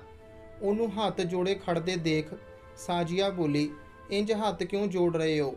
ਮੈਂ ਨਹੀਂ ਜਾਣਦਾ, ਬਸ ਤੁਹਾਨੂੰ ਦੇਖ ਆਪਣੇ ਆਪ ਹੀ ਹੱਥ ਜੋੜ ਸਜਦਾ ਕਰਨ ਨੂੰ ਜੀ ਕਰ ਪੈਂਦਾ ਏ। ਨਹੀਂ ਨਹੀਂ, ਤੁਸੀਂ ਇੰਜ ਨਾ ਕਰੋ, ਮੈਨੂੰ ਚੰਗਾ ਨਹੀਂ ਲੱਗਦਾ। ਮੈਂ ਵੀ ਤੁਹਾਡੇ ਵਾਂਗ ਇਨਸਾਨ ਹਾਂ। ਠੀਕ ਆ, ਮੈਂ ਕੋਸ਼ਿਸ਼ ਕਰਾਂਗਾ। ਤੁਸੀਂ ਦਰਸ਼ਨ ਕਰ ਲਏ ਕਿ ਨਹੀਂ ਹਜੇ? ਮੇਰੇ ਤਾਂ ਹੋ ਗਏ। ਇਕਬਾਲ ਨੇ ਸਾਜੀਆ ਨੂੰ ਨਜ਼ਰ ਭਰ ਤੱਕਦੇ ਕਿਹਾ ਤਾਂ ਸਾਜੀਆ ਬੋਲੀ, ਪਲੀਜ਼ ਇੰਜ ਨਾ ਕਰੋ, ਹੱਥ ਜੋੜਦੀ ਹਾਂ। ਮੈਂ ਕੁਝ ਨਹੀਂ ਕਰ ਰਿਹਾ, ਸਭ ਆਪਣੇ ਆਪ ਹੋ ਰਿਹਾ ਏ। ਤੁਸੀਂ ਦੱਸੋ ਕੀ ਗੱਲ ਕਰਨੀ ਹੈ ਮੇਰੇ ਨਾਲ? ਮੈਂ ਨਹੀਂ ਜਾਣਦਾ, ਬਸ ਮੇਰਾ ਦਿਲ ਕਰਦਾ ਤੁਹਾਡੀ ਆਵਾਜ਼ ਸੁਣਾ ਤੇ ਤੁਹਾਡੇ ਨਾਲ ਗੱਲਾਂ ਕਰਾਂ। ਸਾਜੀਆ ਨੇ ਇੱਧਰ ਉੱਧਰ ਦੇਖਿਆ ਤੇ ਬੋਲੀ, ਆਪਾਂ ਇੱਕ ਪਾਸੇ ਹੋ ਜਾਈਏ, ਰਸਤੇ ਵਿੱਚ ਖੜੇ ਆਂ, ਲੋਕਾਂ ਨੂੰ ਲੰਘਣ 'ਚ ਪਰੇਸ਼ਾਨੀ ਹੋਵੇਗੀ। ਹਾਂਜੀ ਚੱਲੋ। ਉਹ ਦੋਵੇਂ ਅੱਗੇ ਨੂੰ ਵਧੇ ਤੇ ਇੱਕ ਪਾਸੇ ਹੋ ਪਿੱਛੇ ਹਟ ਬੈਠ ਗਏ। ਸਾਜੀਆ ਬੋਲੀ, ਮੈਂ ਤੁਹਾਨੂੰ ਕਿਸੇ ਗਲਤਫਹਿਮੀ ਦਾ ਸ਼ਿਕਾਰ ਨਹੀਂ ਹੋਣ ਦੇਣਾ ਚਾਹੁੰਦੀ। ਤੁਸੀਂ ਪਲੀਜ਼ ਮੇਰੇ ਘਰ ਅੱਗੇ ਗੇੜੇ ਲਾਉਣੇ ਬੰਦ ਕਰ ਦਿਓ। ਇੰਜ ਚੰਗਾ ਨਹੀਂ ਲੱਗਦਾ। ਕਿਸੇ ਨੇ ਦੇਖ ਲਿਆ ਤਾਂ ਮੇਰੀ ਬਹੁਤ ਬਦਨਾਮੀ ਹੋਵੇਗੀ। ਮਾਫ਼ ਕਰਨਾ ਅਗਰ ਤੁਹਾਨੂੰ ਮੇਰੀਆਂ ਹਰਕਤਾਂ ਕਾਰਨ ਤਕਲੀਫ ਹੋ ਰਹੀ ਹੈ ਤਾਂ, ਪਰ ਮੇਰਾ ਇੱਦਾਂ ਦਾ ਕੋਈ ਇਰਾਦਾ ਨਹੀਂ ਸੀ ਕਿ ਤੁਹਾਨੂੰ ਪਰੇਸ਼ਾਨ ਕਰਾਂ। ਮੈਂ ਤਾਂ ਬਸ ਤੁਹਾਡੇ ਦੀਦਾਰ ਕਰਨ ਲਈ ਆ ਜਾਂਦਾ ਹਾਂ। ਪਰ ਕਿਉਂ? ਮੈਂ ਨਹੀਂ ਜਾਣਦਾ। ਇਹ ਮੈਨੂੰ ਵੀ ਹੈਰਾਨ ਕਰ ਰਿਹਾ ਏ। ਮੈਂ ਐਵੇਂ ਦਾ ਬਿਲਕੁਲ ਵੀ ਨਹੀਂ ਹਾਂ। ਮੈਂ ਤਾਂ ਮौज ਮਸਤੀ ਵਾਲਾ ਬੰਦਾ ਹਾਂ, ਪਰ ਜਿਸ ਦਿਨ ਦਾ ਤੁਹਾਨੂੰ ਵੇਖਿਆ ਮੈਂ ਰਿਹਾ ਹੀ ਨਹੀਂ ਆ। ਪਲੀਜ਼ ਇੰਜ ਨਾ ਕਰੋ। ਅਗਲੇ ਹਫਤੇ ਮੇਰਾ ਵਿਆਹ ਏ। ਮੇਰੇ ਲਈ ਬਹੁਤ ਮੁਸ਼ਕਿਲ ਹੋ ਜਾਵੇਗੀ। ਤੁਸੀਂ ਬੇਫਿਕਰ ਰਹੋ। ਮੈਂ ਤੁਹਾਨੂੰ ਕੋਈ ਤਕਲੀਫ ਨਹੀਂ ਦੇਣਾ ਚਾਹੁੰਦਾ। ਮੈਂ ਦੱਸਿਆ ਤਾਂ ਹੈ, ਮੈਨੂੰ ਖੁਦ ਦੀ ਸਮਝ ਨਹੀਂ ਆ ਰਹੀ ਮੈਂ ਇੰਜ ਕਿਉਂ ਕਰ ਰਿਹਾ ਹਾਂ। ਮੈਂ ਤਾਂ ਇਹ ਵੀ ਨਹੀਂ ਜਾਣਦਾ ਕਿ ਮੈਨੂੰ ਤੁਹਾਡਾ ਚਿਹਰਾ ਹਰ ਵਕਤ ਕਿਉਂ ਨਜ਼ਰ ਆ ਰਿਹਾ ਏ। ਹਰ ਵੇਲੇ ਮਨ ਦੁਆਲੇ ਬਸ ਤੁਹਾਡਾ ਚਿਹਰਾ ਘੁੰਮੀ ਜਾ ਰਿਹਾ। ਕਦੇ ਵਕਤ ਰੁਕ ਗਿਆ ਜਾਪਦਾ ਏ, ਕਦੇ ਵਕਤ ਤੇਜ਼ ਭੱਜਦਾ ਜਾਪਦਾ ਏ, ਕਦੇ ਲੱਗਦਾ ਏ ਮੇਰੇ ਸਾਹ ਹੀ ਨਹੀਂ ਚੱਲ ਰਹੇ, ਕਦੇ ਲੱਗਦਾ ਮੈਂ ਭਰਪੂਰ ਜੀ ਰਿਹਾ ਹਾਂ। ਮੈਂ ਰਾਤ ਤਾਰਿਆਂ ਨਾਲ ਗੱਲੀ ਲੱਗ ਗਿਆ ਹਾਂ। ਮੈਨੂੰ ਹਰ ਬੰਦੇ 'ਚ ਤੁਸੀਂ ਨਜ਼ਰ ਆ ਰਹੇ ਹੋ। ਪਤਾ ਨਹੀਂ ਮੇਰੇ ਨਾਲ ਹੋ ਕੀ ਰਿਹਾ ਏ। ਮੈਨੂੰ ਤੁਹਾਨੂੰ ਮੇਰੇ ਨਾਲ ਇਸ਼ਕ ਏ? ਇਸ਼ਕ? ਹਾ ਨਹੀਂ ਨਹੀਂ, ਇਸ਼ਕ ਤਾਂ ਨਹੀਂ। ਹਾਂ, ਹੋ ਵੀ ਸਕਦਾ। ਮਾफ़ ਕਰਨਾ, ਮੈਂ ਨਹੀਂ ਜਾਣਦਾ। ਪਲੀਜ਼ ਤੁਸੀਂ ਆ ਸਭ ਰੋਕੋ। ਤੁਸੀਂ ਦੱਸੋ ਕਿਵੇਂ ਰੁਕ ਸਕਦਾ ਆ? ਮੈਨੂੰ ਤਾਂ ਨਹੀਂ ਪਤਾ।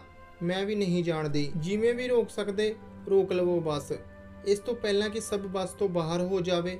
ਹਾ ਮੇਰੇ ਲਈ ਤਾਂ ਪਹਿਲਾਂ ਹੀ ਸਭ ਬੱਸ ਤੋਂ ਬਾਹਰ ਹੋਇਆ ਪਿਆ ਏ। ਤੁਸੀਂ ਸਮਝ ਨਹੀਂ ਰਹੇ। ਮੇਰਾ ਵਿਆਹ ਏ ਅਗਲੇ ਹਫ਼ਤੇ।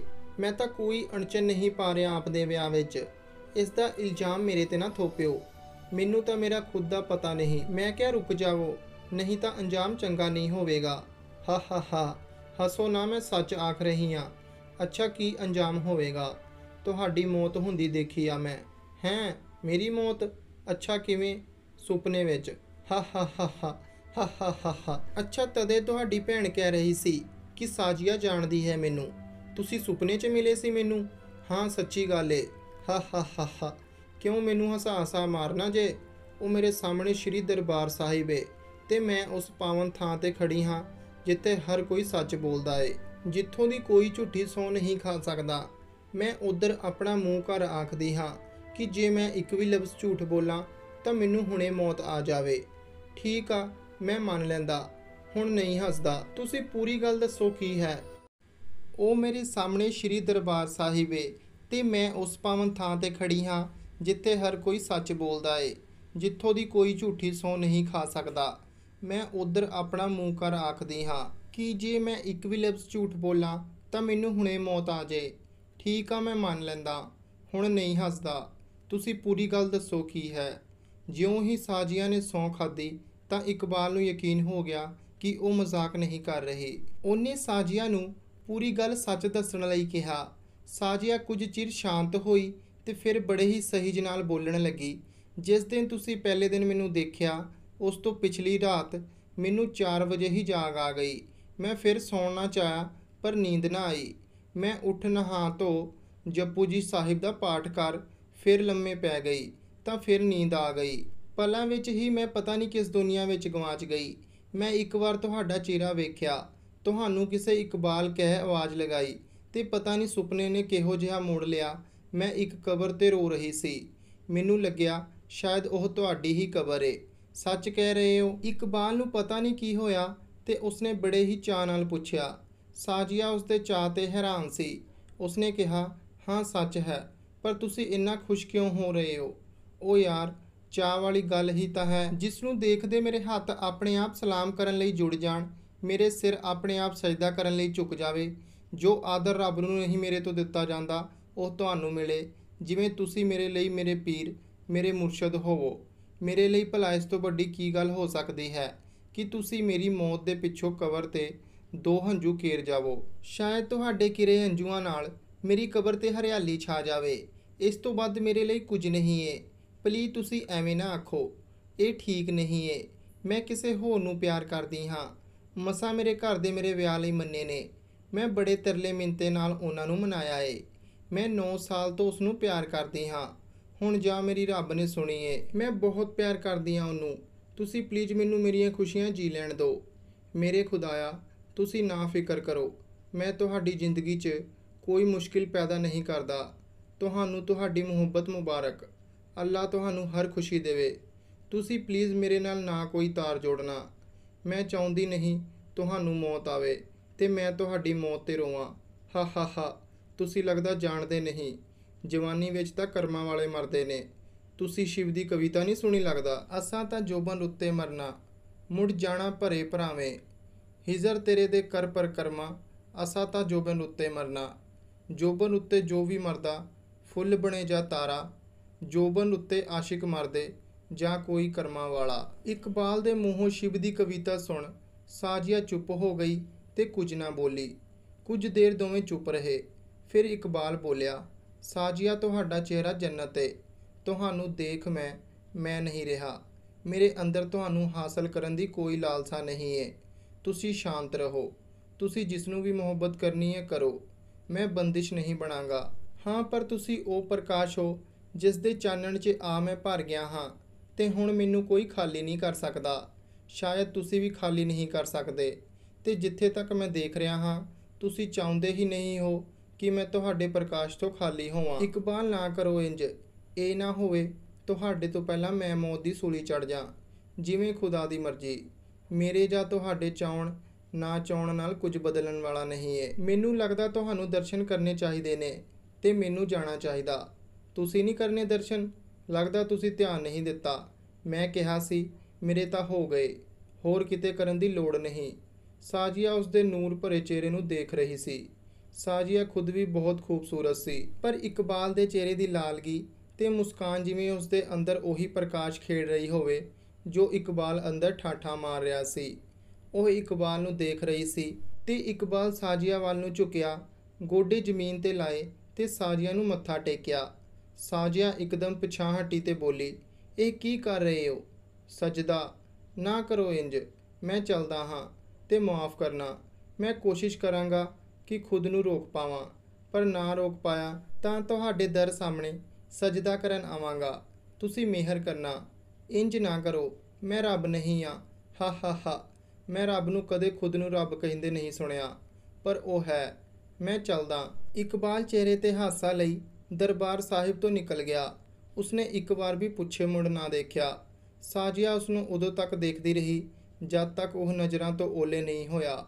ਉਹ ਉਪਰੰਤ ਉਸਨੇ ਦਰਸ਼ਨ ਕੀਤੇ ਤੇ ਘਰ ਨੂੰ ਚਲੀ ਗਈ। ਉਹਦੇ ਮਨ ਅੰਦਰ ਕੇਵਲ ਤੇ ਕੇਵਲ ਇਕਬਾਲ ਘੁੰਮ ਰਿਹਾ ਸੀ।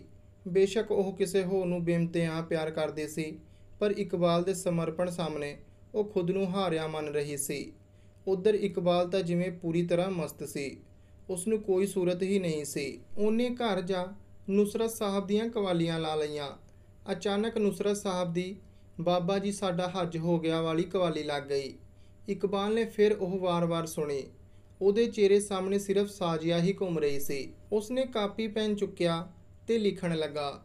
ਉਸਨੇ ਲਿਖਿਆ, ਮੈਂ ਇਸ ਜੱਗ ਤੋਂ ਜਦ ਵੀ ਵਿਦਾ ਹੋਵਾਂ, ਮੇਰੀ ਲਾਸ਼ ਨੂੰ ਉਹਦੀ ਚੌਖਟ ਰਾਹੀਂ ਲੈ ਜਾਇਓ। ਉਹਨੂੰ ਆਖਿਓ ਮੈਨੂੰ ਇੱਕ ਹਾਕ ਮਾਰੇ, ਸ਼ਾਇਦ ਜਾਗ ਪਵਾਂ ਉਹਦੀ ਹੂਕ ਸੁਣ ਕੇ। ਮੈਂ ਇਸ ਜੱਗ ਤੋਂ ਜਦ ਵੀ ਵਿਦਾ ਹੋਵਾਂ, ਮੇਰੀ ਲਾਸ਼ ਨੂੰ ਕੰਡਿਆਂ ਨਾਲ ਸਜਾ ਦੇਣਾ। ਉਹ ਜਦ ਵੀ ਕਬਰ ਨੂੰ ਹੱਥ ਲਾਵੇ, ਸ਼ਾਇਦ ਉਹਦੇ ਖੂਨ ਨਾਲ ਕਬਰ ਖਿਲ ਉੱਠੇ। ਉਹ ਕੋਈ ਸ਼ਾਇਰ ਜਾਂ ਫਿਰ ਲਿਖਾਰੀ ਨਹੀਂ ਸੀ, ਪਰ ਉਹਦੇ ਦਿਲ ਅੰਦਰਲਾ ਦਰਦ ਜਾਂ ਪਿਆਰ ਉਸਨੂੰ ਸਭ ਮੰਜ਼ਲਾਂ ਤੋਂ ਉੱਪਰ ਉਠਾਉਂਦਾ ਜਾ ਰਿਹਾ ਸੀ।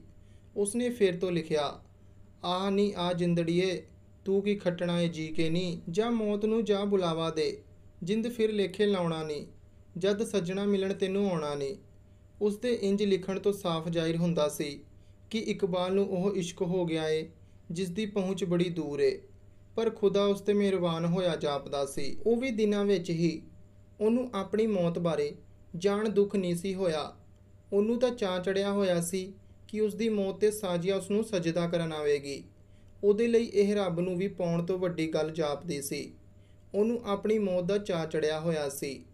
ਉਹਨੇ ਦਿਨ ਤੇ ਰਾਤ ਸਾਜੀਆ ਸਾਜੀਆ ਜਪ ਹੀ ਲੰਘਾ ਲਏ। ਅਗਲੇ ਦਿਨ ਫਿਰ ਉੱਠਿਆ ਤੇ ਪੈਦਲ ਹੀ ਸਾਜੀਆ ਦੇ ਘਰ ਨੂੰ ਤੁਰ ਪਿਆ। ਸਾਰਾ ਰਾਹ ਹੱਸਦਾ ਹੋਇਆ ਗਾਣੇ ਗਾਉਂਦਾ ਸਾਜੀਆ ਦੇ ਘਰ ਸਾਹਮਣੇ ਜਾ ਖੜਿਆ। ਕੀਰਤ ਨੇ ਅਚਾਨਕ ਹੀ ਉਸਨੂੰ ਦੇਖ ਲਿਆ ਤੇ ਸਾਜੀਆ ਨੂੰ ਖਬਰ ਕੀਤੀ। ਸਾਜੀਆ ਕਾਲੀ ਨਾਲ ਬਾਲਕਨੀ ਵਿੱਚ ਆਈ ਤੇ ਇਕਬਾਲ ਨੂੰ ਦੇਖਦੇ ਹੀ ਦੰਗ ਰਹਿ ਗਈ। ਇਕਬਾਲ ਉਸਨੂੰ ਦੇਖ ਬਸ ਮੁਸਕਰਾ ਰਿਹਾ ਸੀ। ਸਾਜੀਆ ਚੁੱਪ ਸੀ। ਉਸਦੇ ਚਿਹਰੇ ਉੱਪਰ ਖਾਮੋਸ਼ੀ ਝਲਕ ਰਹੀ ਸੀ। ਜਿਉਂ ਹੀ ਇਕਬਾਲ ਨੇ ਸਾਜੀਆ ਨੂੰ ਦੇਖਿਆ ਤਾਂ ਗੋਡੇ ਟੇਕ ਸਜਦਾ ਕਰਨ ਲੱਗਾ। ਸਾਜੀਆ ਨੇ ਕੀਰਤ ਨੂੰ ਕਿਹਾ, ਕੀਰਤ ਜਾਂ ਇਹਨੂੰ ਇੱਥੋਂ ਜਾਣ ਲਈ ਆਖ।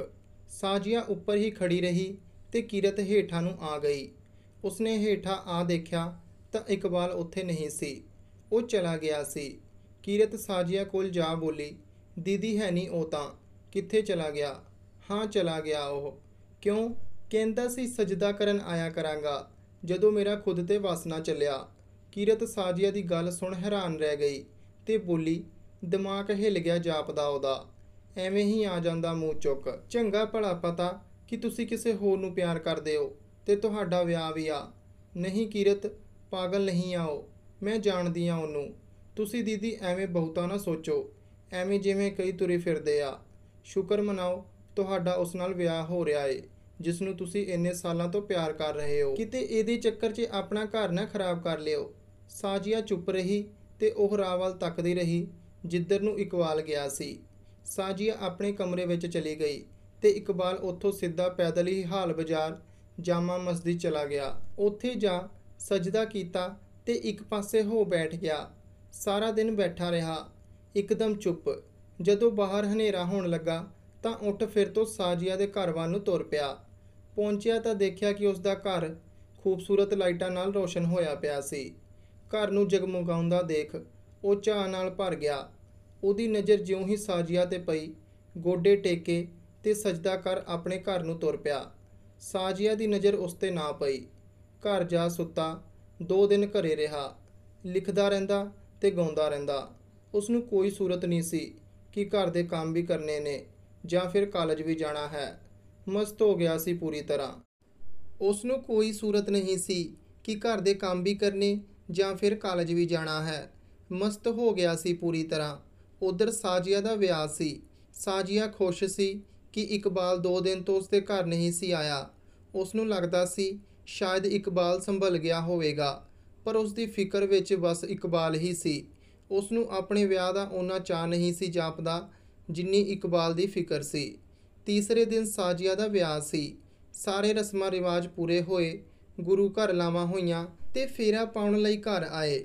ਜਿਉਂ ਹੀ ਸਾਜੀਆ ਸਹੁਰੇ ਘਰ ਜਾਣ ਲਈ ਗੱਡੀ ਵਿੱਚ ਬੈਠਣ ਲੱਗੀ ਤਾਂ ਸਾਹਮਣਿਓਂ ਮਸਤ ਚਿਹਰੇ ਤੇ ਖੁਸ਼ੀ ਲਈ ਇਕਬਾਲ ਨਜ਼ਰ ਆਇਆ। ਉਸ ਨੂੰ ਵੇਖਦੇ ਹੀ ਸਾਜੀਆ ਦੀ ਜਿਵੇਂ ਧੜਕਣ ਹੀ ਰੁਕ ਗਈ ਹੋਵੇ। ਸਾਜੀਆ ਗੱਡੀ ਵਿੱਚ ਬੈਠੀ, ਇਕਬਾਲ ਹਜੇ ਦੂਰ ਸੀ। ਜਿਉਂ ਹੀ ਗੱਡੀ ਇਕਬਾਲ ਦੇ ਕੋਲੋਂ ਲੰਘੀ ਤਾਂ ਇਕਬਾਲ ਦਾ ਧਿਆਨ ਇੱਕਦਮ ਫੁੱਲਾਂ ਨਾਲ ਸਜੀ ਗੱਡੀ ਤੇ ਪਿਆ। ਉਸਨੇ ਕਾਹਲੀ ਨਾਲ ਗੋਡੇ ਟੇਕੇ ਤੇ ਸਿਰ ਝੁਕਾ ਕਿੰਨੀ ਹੀ ਦੇਰ ਤੱਕ ਸਜਦਾ ਕਰਦਾ ਰਿਹਾ। ਉਸ ਨੂੰ ਦੇਖਣ ਵਾਲੇ ਸਭ ਹੈਰਾਨ ਰਹਿ ਗਏ। ਕਿਸੇ ਨੂੰ ਕੁਝ ਸਮਝ ਨਾ ਆਇਆ। ਇੱਕ ਸੋਹਣਾ ਸੁਨੱਖਾ ਮੁੰਡਾ ਇਹ ਕਿਵੇਂ ਦੀ ਹਰਕਤ ਕਰ ਰਿਹਾ ਸੀ। ਸਭ ਹੈਰਾਨ ਸਨ। ਇਕਬਾਲ ਉੱਠਿਆ ਤੇ ਆਪਣੇ ਘਰ ਨੂੰ ਤੁਰ ਪਿਆ। ਉਸ ਦਾ ਹਾਲ ਫਕੀਰਾਂ ਵਾਲਾ ਹੁੰਦਾ ਜਾ ਰਿਹਾ ਸੀ। ਉਸਨੇ ਆਪੇ ਨੂੰ ਇੱਕਦਮ ਭੁਲਾ ਲਿਆ ਜਾਪਦਾ ਸੀ। ਹਰ ਵਕਤ ਸਾਜੀਆ ਸਾਜੀਆ ਜਪਦੇ ਰਹਿਣਾ, ਜਿਵੇਂ ਸਾਜੀਆ ਖੁਦਾ ਹੋਵੇ। ਉਧਰ ਸਾਜੀਆ ਦੀ ਹਾਲਤ ਚੰਗੀ ਨਹੀਂ ਸੀ। ਬੇਸ਼ੱਕ ਉਸ ਨੂੰ ਉਸਦੀ ਮੁਹੱਬਤ ਮਿਲ ਗਈ ਸੀ, ਪਰ ਉਸਦੇ ਅੰਦਰ ਇੱਕ ਬਹੁਤ ਵੱਡੀ ਕਮੀ ਉਪਜ ਗਈ ਸੀ। ਉਹਦਾ ਵਿਆਹ ਅੰਮ੍ਰਿਤਸਰ ਤੋਂ ਬਾਹਰ ਹੀ ਇੱਕ ਨਵੀਂ ਕਲੋਨੀ ਵਿੱਚ ਹੋਇਆ ਸੀ, ਜੋ ਨਿਊ ਅੰਮ੍ਰਿਤਸਰ ਨਾਂ ਨਾਲ ਜਾਣੀ ਜਾਂਦੀ ਸੀ। ਉਹ ਕਦੇ ਕਦਾਈ ਆਪਣੇ ਪੇਕੇ ਆਉਂਦੀ, ਪਰ ਉਸ ਨੂੰ ਇਕਬਾਲ ਕਦੇ ਦਿਖਾਈ ਨਾ ਦਿੰਦਾ। ਇਕਬਾਲ ਦੇ ਘਰ ਦੇ ਇਕਬਾਲ ਲਈ ਫਿਕਰਮੰਦ ਸਨ। ਉਹਨਾਂ ਨੂੰ ਨਾ ਤਾਂ ਸਾਜੀਆ ਬਾਰੇ ਕੋਈ ਖਬਰ ਸੀ ਤੇ ਨਾ ਹੀ ਇਕਬਾਲ ਦੇ ਬੇਇਮਤਿਹਾ ਇਸ਼ਕ ਬਾਰੇ। ਉਹਨਾਂ ਇਕਬਾਲ ਨੂੰ ਕਈ ਦਰਗਾਹਾਂ ਤੇ ਲਿਜਾਇਆ ਕਿ ਉਹ ਠੀਕ ਹੋ ਜੇ, ਪਰ ਉਹ ਕਿਤੋਂ ਰਾਜੀ ਨਾ ਹੋਇਆ। ਉਹ ਬਿਮਾਰ ਹੀ ਨਹੀਂ ਸੀ, ਫਿਰ ਰਾਜੀ ਕੀ ਹੋਣਾ ਸੀ। ਕਾਫੀ ਦਿਨ ਇੰਜ ਹੀ ਚੱਲਦਾ ਰਿਹਾ। ਉਸਨੇ ਲਿਖਣਾ ਤੇ ਸਾਜੀਆ ਨੂੰ ਯਾਦ ਕਰਦੇ ਰਹਿਣਾ। ਇੰਜ ਹੀ 1 ਸਾਲ ਬੀਤ ਗਿਆ। ਇਕਬਾਲ ਉਹ ਇਕਬਾਲ ਨਾ ਰਿਹਾ ਜੋ ਪਹਿਲਾਂ ਸੀ। ਇੱਕਦਮ ਫਕੀਰ ਹੋ ਗਿਆ ਸੀ। ਇੱਕ ਦਿਨ ਉਹ ਘਰੋਂ ਨਿਕਲਿਆ ਤੇ ਸਾਜੀਆ ਸਾਜੀਆ ਕਰਦੇ ਉਸਦੇ ਘਰ ਦੇ ਸਾਹਮਣੇ ਜਾ ਪਹੁੰਚਿਆ। ਉਸਨੇ ਸਿਰ ਝੁਕਾ ਗੋਡੇ ਟੇਕੇ ਸਜਦਾ ਕੀਤਾ ਕਿ ਫਿਰ ਉੱਠਿਆ ਹੀ ਨਾ, ਉੱਥੇ ਹੀ ਢੇਰੀ ਹੋ ਗਿਆ। ਕੁਝ ਦੇਰ ਉਂਝ ਹੀ ਪਿਆ ਰਿਹਾ। ਫਿਰ ਕਿਸੇ ਔਰਤ ਨੇ ਉਸ ਨੂੰ ਪਏ ਦੇਖਿਆ ਤਾਂ ਰੌਲਾ ਪਾ ਦਿੱਤਾ। ਸਭ ਲੋਕ ਇਕੱਠੇ ਹੋ ਗਏ। ਕੀਰਤ ਨੇ ਧਿਆਨ ਦਿੱਤਾ ਤਾਂ ਦੇਖਿਆ ਉਹ ਇਕਬਾਲ ਸੀ। ਉਸਦੇ ਜਿਵੇਂ ਸਾਹ ਹੀ ਰੁਕ ਗਏ ਹੋਣ। ਕਿਸੇ ਨੂੰ ਉਸਦੀ ਪਹਿਚਾਣ ਨਹੀਂ ਸੀ। ਫਿਰ ਕਿਸੇ ਨੇ ਪੁਲਿਸ ਨੂੰ ਇਮਤਿਹਾਨ ਦਿੱਤੀ ਤਾਂ ਕਾਰਵਾਈ ਕੀਤੀ ਗਈ। ਲਾਸ਼ ਨੂੰ ਨਜ਼ਦੀਕੀ ਥਾਣੇ ਲਿਜਾਇਆ ਗਿਆ। ਤਫਰੀਸ਼ ਕਰਨ ਪਿੱਛੋਂ ਇਕਬਾਲ ਦੇ ਘਰ ਖਬਰ ਕੀਤੀ ਗਈ। 2 ਦਿਨ ਕਾਰਵਾਈ ਚੱਲੀ ਤੇ ਤੀਸਰੇ ਦਿਨ ਉਸ ਨੂੰ ਮੁਸਲਿਮ ਰਿਵਾਜਾਂ ਅਨੁਸਾਰ ਨੇੜੇ ਦੇ ਕਬਰਿਸਤਾਨ ਵਿੱਚ ਦਫਨਾਇਆ ਗਿਆ। ਉਸ ਦੀ ਕਬਰ ਉੱਤੇ ਬੂਟੇ ਲਾਏ ਗਏ, ਪਰ ਕੁਝ ਦਿਨਾਂ ਵਿੱਚ ਸਭ ਸੁੱਕ ਗਏ। ਉਧਰ ਸਾਜੀਆ ਦੀ ਹਾਲਤ ਬਹੁਤ ਹੀ ਨਾਜ਼ੁਕ ਸੀ। ਉਸ ਨੂੰ ਤਾਂ ਕੋਈ ਖਬਰ ਨਹੀਂ ਸੀ ਇਕਬਾਲ ਦੇ ਮਰਨ ਦੀ। ਉਹ ਉਂਝ ਹੀ ਇਕਬਾਲ ਦੀ ਮੁਹੱਬਤ ਵਿੱਚ ਅੰਦਰੋਂ ਅੰਦਰੀ ਮਰਦੀ ਜਾ ਰਹੀ ਸੀ। ਉਹਦਾ ਜ਼ਰੂਰ ਪ੍ਰੇਮ ਵਿਵਾਹ ਹੋਇਆ ਸੀ, ਪਰ ਇਕਬਾਲ ਦੀ ਮੁਹੱਬਤ ਨੇ ਉਸ ਨੂੰ ਬਦਲ ਦਿੱਤਾ ਸੀ। ਉਹ ਚਾਹ ਕੇ ਵੀ ਖੁਸ਼ ਨਹੀਂ ਸੀ। ਉਹ ਦਿਨੋਂ ਦਿਨ ਘੁੱਟ-ਘੁੱਟ ਮਾਰ ਰਹੀ ਸੀ। ਕੀਰਤ ਉਸ ਨੂੰ ਇਕਬਾਲ ਬਾਰੇ ਦੱਸਣਾ ਤਾਂ ਚਾਹੁੰਦੀ ਸੀ, ਪਰ ਦੱਸ ਨਾ ਪਾਈ। ਸਾਜੀਆ ਦੀ ਸਿਹਤ ਕਾਰਨ ਉਸਦੇ ਮਾਪੇ ਉਸ ਨੂੰ ਆਪਣੇ ਘਰ ਲੈ ਆਏ, ਪਰ ਉਸ ਦੀ ਸਿਹਤ ਵਿੱਚ ਕੋਈ ਸੁਧਾਰ ਨਾ ਆਇਆ। ਇੱਕ ਰੋਜ਼ ਕੀਰਤ ਤੇ ਸਾਜੀਆ ਗੱਲਾਂ ਕਰ ਰਹੀਆਂ ਸਨ ਤਾਂ ਅਚਾਨਕ ਕੀਰਤ ਨੇ ਗੱਲ ਛੇੜ ਲਈ। ਉਹ ਆਖਣ ਲੱਗੀ, ਦੀਦੀ ਤੁਹਾਨੂੰ ਇਕਬਾਲ ਜ਼ਿਆਦਾ ਪਿਆਰ ਕਰਦਾ ਜਾਂ ਫਿਰ ਪ੍ਰੀਤ ਜੀਜੂ? ਤੂੰ ਜਾਣਦੀ ਏ ਇਹ ਸਵਾਲ ਦਾ ਜਵਾਬ। ਨਹੀਂ, ਮੈਂ ਤੁਹਾਡੇ ਮੂੰਹੋਂ ਸੁਣਨਾ ਏ। ਮੈਨੂੰ ਨਹੀਂ ਲੱਗਦਾ ਇਕਬਾਲ ਤੋਂ ਵੱਧ ਕੋਈ ਮੈਨੂੰ ਪਿਆਰ ਕਰ ਸਕਦਾ, ਮੈਨੂੰ ਕੋਈ ਚਾਹ ਸਕਦਾ, ਮੈਨੂੰ ਕੋਈ ਪੂਜ ਸਕਦਾ। ਕੀਰਤ ਚੁੱਪ ਹੋ ਗਈ ਕਿਉਂਕਿ ਉਹ ਜਾਣਦੀ ਸੀ ਇਕਬਾਲ ਨਹੀਂ ਰਿਹਾ। ਉਹ ਕੁਝ ਦੇਰ ਰੁਕ ਫੇਰ ਬੋਲੀ, ਦੀਦੀ ਤੁਸੀਂ ਕਿਸ ਨੂੰ ਜ਼ਿਆਦਾ ਪਿਆਰ ਕਰਦੇ, ਇਕਬਾਲ ਨੂੰ ਜਾਂ ਫਿਰ ਜੀਜੂ ਨੂੰ? ਇਸ ਦਾ ਜਵਾਬ ਵੀ ਤੈਨੂੰ ਪਤਾ, ਪਰ ਮੈਂ ਤੁਹਾਡੇ ਮੂੰਹੋਂ ਸੁਣਨਾ। ਬੇਸ਼ੱਕ ਪ੍ਰੀਤ ਨੂੰ, ਪਰ ਮੈਨੂੰ ਤਾਂ ਨਹੀਂ ਲੱਗਦਾ। ਤੈਨੂੰ ਮੇਰੇ ਦਿਲ ਦਾ ਕੀ ਪਤਾ? ਤੁਹਾਡੇ ਨਾਲੋਂ ਜ਼ਿਆਦਾ ਜਾਣਦੀ ਹਾਂ ਤੁਹਾਨੂੰ ਮੈਂ। ਫਿਰ ਤੈਨੂੰ ਇਹ ਵੀ ਪਤਾ ਮੈਂ ਕਿੰਨੇ ਸਾਲਾਂ ਤੋਂ ਪ੍ਰੀਤ ਨੂੰ ਪਿਆਰ ਕਰ ਰਹੀ ਹਾਂ। ਦੀਦੀ ਸਾਲਾਂ ਨਾਲ ਪਿਆਰ ਦਾ ਪਤਾ ਨਹੀਂ ਲੱਗਦਾ। ਤੁਸੀਂ ਕਦੇ ਜੀਜੂ ਨੂੰ ਯਾਦ ਕਰ ਜਾਂ ਉਹਨਾਂ ਦੀ ਮੁਹੱਬਤ ਵਿੱਚ ਬਿਮਾਰ ਨਹੀਂ ਸੀ ਹੋਏ, ਪਰ ਹੁਣ ਹੋ। ਤੈਨੂੰ ਕੀ ਲੱਗਦਾ ਮੈਂ ਇਕਬਾਲ ਕਾਰਨ ਬਿਮਾਰ ਹਾਂ? ਅਫਸੋਸ ਤੁਸੀਂ ਖੁਦ ਨੂੰ ਜਾਣਦੇ ਹੀ ਨਹੀਂ। ਜੇ ਮੈਂ ਤੁਹਾਨੂੰ ਹੁਣੇ ਇਕਬਾਲ ਬਾਰੇ ਕੁਝ ਦੱਸ ਦਿਆਂ ਤਾਂ ਜਾਨ ਨਿਕਲ ਜਾਣੀ ਤੁਹਾਡੀ। ਦੱਸ ਕੀ ਦੱਸਣਾ? ਨਹੀਂ ਛੱਡੋ, ਆਰਾਮ ਕਰੋ ਤੁਸੀਂ। ਦੱਸ ਕੀ ਦੱਸਣਾ ਤੂੰ ਇਕਬਾਲ ਬਾਰੇ? ਇਕਬਾਲ ਇਸ ਦੁਨੀਆ ਤੇ ਨਹੀਂ ਰਿਹਾ। ਕੁਝ ਦਿਨ ਪਹਿਲਾਂ ਹੀ ਮੌਤ ਹੋ ਗਈ ਉਹਦੀ। ਹੈਂ? ਸਾਜੀਆ ਦਾ ਹੋਕਾ ਹੀ ਨਿਕਲ ਗਿਆ। ਉਹਦੀਆਂ ਅੱਖੀਆਂ 'ਚੋਂ ਹੰਝੂ ਵਹਿ ਤੁਰੇ। ਕੀਰਤ ਨੂੰ ਪੁੱਛਿਆ, ਕਿੱਥੇ ਦਫਨਾਇਆ ਉਸਨੂੰ? ਜਿਉਂ ਹੀ ਕੀਰਤ ਨੇ ਦੱਸਿਆ, ਸਾਜੀਆ ਨੰਗੇ ਪੈਰੀ ਭੱਜੀ ਤੇ ਭੱਜਦੀ ਗਈ। ਉਸ ਦੇ ਗਲ ਚਿੱਟੇ ਦੁੱਧ ਵਰਗਾ ਸੂਟ ਸੀ, ਗਲ ਚੁੰਨੀ ਸੀ ਜਿਸ ਦੀ ਉਸਨੂੰ ਕੋਈ ਸੂਰਤ ਨਹੀਂ ਸੀ, ਵਾਲ ਖਿਲਰੇ ਪਏ ਸਨ। ਉਹ ਭੱਜਦੀ ਗਈ, ਕੀਰਤ ਵੀ ਉਸ ਦੇ ਪਿੱਛੇ ਭੱਜੀ। ਉਹਨਾਂ ਨੂੰ ਘਰੋਂ ਇੰਜ ਜਾਂਦਾ ਦੇਖ ਉਹਨਾਂ ਦੇ ਮਾਪੇ ਉਹਨਾਂ ਮਗਰ ਤੁਰ ਪਏ। ਸਾਜੀਆ ਭੱਜਦੀ ਜਾ ਰਹੀ ਸੀ। ਉਸ ਦੀ ਸਲਵਾਰ ਦੇ ਪੰਚੇ ਉਸ ਦੇ ਪੈਰਾਂ ਵਿੱਚ ਅੜ ਰਹੇ ਸੀ। ਉਹ ਭੱਜਦੀ ਭੱਜਦੀ 2 ਵਾਰ ਡਿੱਗੀ ਤੇ ਮੁੜ ਉੱਠ ਭੱਜਦੀ ਗਈ। ਉਸ ਨੂੰ ਆਪਣੀ ਸੂਰਤ ਨਹੀਂ ਸੀ। 2 ਵਾਰ ਡਿੱਗਣ ਕਰਕੇ ਉਸ ਦੀ ਚਿੱਟੀ ਸਲਵਾਰ ਦੋਵਾਂ ਗੋਡਿਆਂ ਤੋਂ ਰਗੜ ਖਾ ਪਾਟ ਗਈ ਸੀ। ਦੋਵਾਂ ਗੋਡਿਆਂ ਤੋਂ ਧਾਰਾ ਬਨ ਖੂਨ ਵਹਿ ਰਿਹਾ ਸੀ। ਇੱਕ ਪਾਸੇ ਉਹਦੇ ਮੱਥੇ ਤੇ ਸੱਟ ਸੀ, ਪਰ ਉਹ ਰੁਕੀ ਨਾ ਤੇ ਭੱਜਦੀ ਗਈ। ਅਖੀਰ ਉਹ ਕਬਰਿਸਤਾਨ ਜਾ ਪਹੁੰਚੀ। ਉਹ ਪਾਗਲਾਂ ਵਾਂਗ ਕਬਰਾਂ ਫਰੋਲਣ ਲੱਗੀ ਤੇ ਅਖੀਰ ਇਕਬਾਲ ਦੀ ਕਬਰ ਤੇ ਜਾ ਪਹੁੰਚੀ, ਜਿੱਥੇ ਉਸ ਦਾ ਨਾਂ ਤੇ ਥੱਲੇ ਇੱਕ ਸ਼ੇਰ ਲਿਖਿਆ ਸੀ। ਸਾਜੀਆ ਇੱਕਦਮ ਕਬਰ ਤੇ ਢਹਿ ਪਈ ਤੇ ਉੱਚੀ ਉੱਚੀ ਰੋਣ ਲੱਗੀ। ਉਹਦੀਆਂ ਅੱਖਾਂ 'ਚੋਂ ਹੰਝੂ ਵਈ ਤੁਰੇ, ਜਿਵੇਂ ਵਿਆਸ ਵਿੱਚ ਹੜ੍ਹ ਆ ਗਿਆ ਹੋਵੇ। ਉਸ ਦੀਆਂ ਅੱਖੀਆਂ 'ਚੋਂ ਡਿੱਗਦੇ ਹੰਝੂ ਜਿਵੇਂ ਇਕਬਾਲ ਦੀ ਕਬਰ ਤੇ ਲੱਗੇ ਬੂਟਿਆਂ ਨੂੰ ਪਾਣੀ ਦੇ ਰਹੇ ਹੋਣ। ਸਾਜੀਆ ਪੂਰੀ ਤਰ੍ਹਾਂ ਕਬਰ ਨਾਲ ਲਿਪਟੀ ਪਈ ਸੀ। ਉਸ ਦਾ ਚਿੱਟਾ ਸੂਟ ਮਿੱਟੀ ਤੇ ਲਹੂਰੰਗਾ ਹੋ ਗਿਆ ਸੀ। ਕੁਝ ਦੇਰ ਪਿੱਛੋਂ ਜਦ ਕੀਰਤ ਤੇ ਉਸ ਦੇ ਮਾਪਿਆਂ ਨੇ ਸਾਜੀਆ ਨੂੰ ਹਿਲਾ ਉਠਾਉਣਾ ਚਾਹਿਆ ਤਾਂ ਸਾਜੀਆ ਸਾਹ ਛੱਡ ਚੁੱਕੀ ਸੀ। ਉੱਥੇ ਸਿਰਫ ਉਸ ਦੀ ਦੇਹ ਸੀ। ਉਸ ਦੇ ਮਾਪੇ ਤੇ ਕੀਰਤ ਰੋਣ ਲੱਗੀ। ਕੀਰਤ ਨੇ ਰੋਂਦੇ ਹੋਏ ਹੀ ਇਕਬਾਲ ਦੇ ਨਾਂ ਥੱਲੇ ਲਿਖਿਆ ਕੁਝ ਦੇਖਿਆ ਤਾਂ ਪੜ੍ਹਨ ਲੱਗੀ। ਮੈਂ ਇਸ ਜੱਗ ਤੋਂ ਜਦ ਵੀ ਵਿਦਾ ਹੋਵਾਂ ਉਹਦੇ ਤਾਈਂ ਸੁਨੇਹਾ ਲਾ ਦੇਣਾ। ਉਸ ਨੂੰ ਆਖਣਾ ਜਦ ਵੀ ਉਹ ਸਾਹ ਛੱਡੇ ਮੇਰੀ ਕਬਰ ਤੇ ਫੁੱਲ ਬਣ ਖਿੜ ਜਾਵੇ। ਸਾਜੀਆ ਦੀ ਲਾਸ਼ ਨੂੰ ਘਰ ਲੈ ਗਏ ਅਤੇ ਕੀਰਤ ਨੇ ਘਰ ਸਭ ਦੱਸਿਆ। ਫਿਰ ਕੀਰਤ ਦੇ ਜ਼ੋਰ ਦੇਣ ਅਤੇ ਜਿੱਦ ਕਰਨ ਕਾਰਨ ਸਾਜੀਆ ਦੀ ਲਾਸ਼ ਨੂੰ ਇਕਬਾਲ ਦੇ ਕੋਲ ਹੀ ਮੁਸਲਿਮ ਰਿਵਾਜਾਂ ਅਨੁਸਾਰ ਦਫਨਾ ਦਿੱਤਾ ਗਿਆ ਤੇ ਉਸ ਦੇ ਨਾਂ ਹੇਠਾਂ ਲਿਖਿਆ ਗਿਆ, ਤੇਰੇ ਕੋਲ ਹੀ ਪਈਆਂ ਸੱਜਣਾ ਵੇ, ਉੱਠ ਕਬਰ 'ਚੋਂ ਮੈਨੂੰ ਕਲਾਵੇਂ ਵਿੱਚ ਭਰ ਲੈ। ਕੀ ਕਰਨੀ ਏ ਫੁੱਲਾਂ ਦੀ ਖੁਸ਼ਬੂ ਤੂੰ, ਜਦ ਖੁਸ਼ਬੂ ਰੂਹ ਦੀ ਤੇਰੇ ਨਾਵੇਂ ਕਰ ਦਿੱਤੀ। ਮੁਹੱਬਤ ਕਦੇ ਨਹੀਂ ਮਰਦੀ। ਸੋ ਗਾਇਸ, ਇਹ ਵੀਰ ਵੱਲੋਂ ਲਿਖੀ ਸਟੋਰੀ ਤੁਹਾਨੂੰ ਕਿਵੇਂ ਲੱਗੀ? ਲਾਈਕ ਤੇ ਕਮੈਂਟ ਜ਼ਰੂਰ ਕਰਿਓ। ਧੰਨਵਾਦ।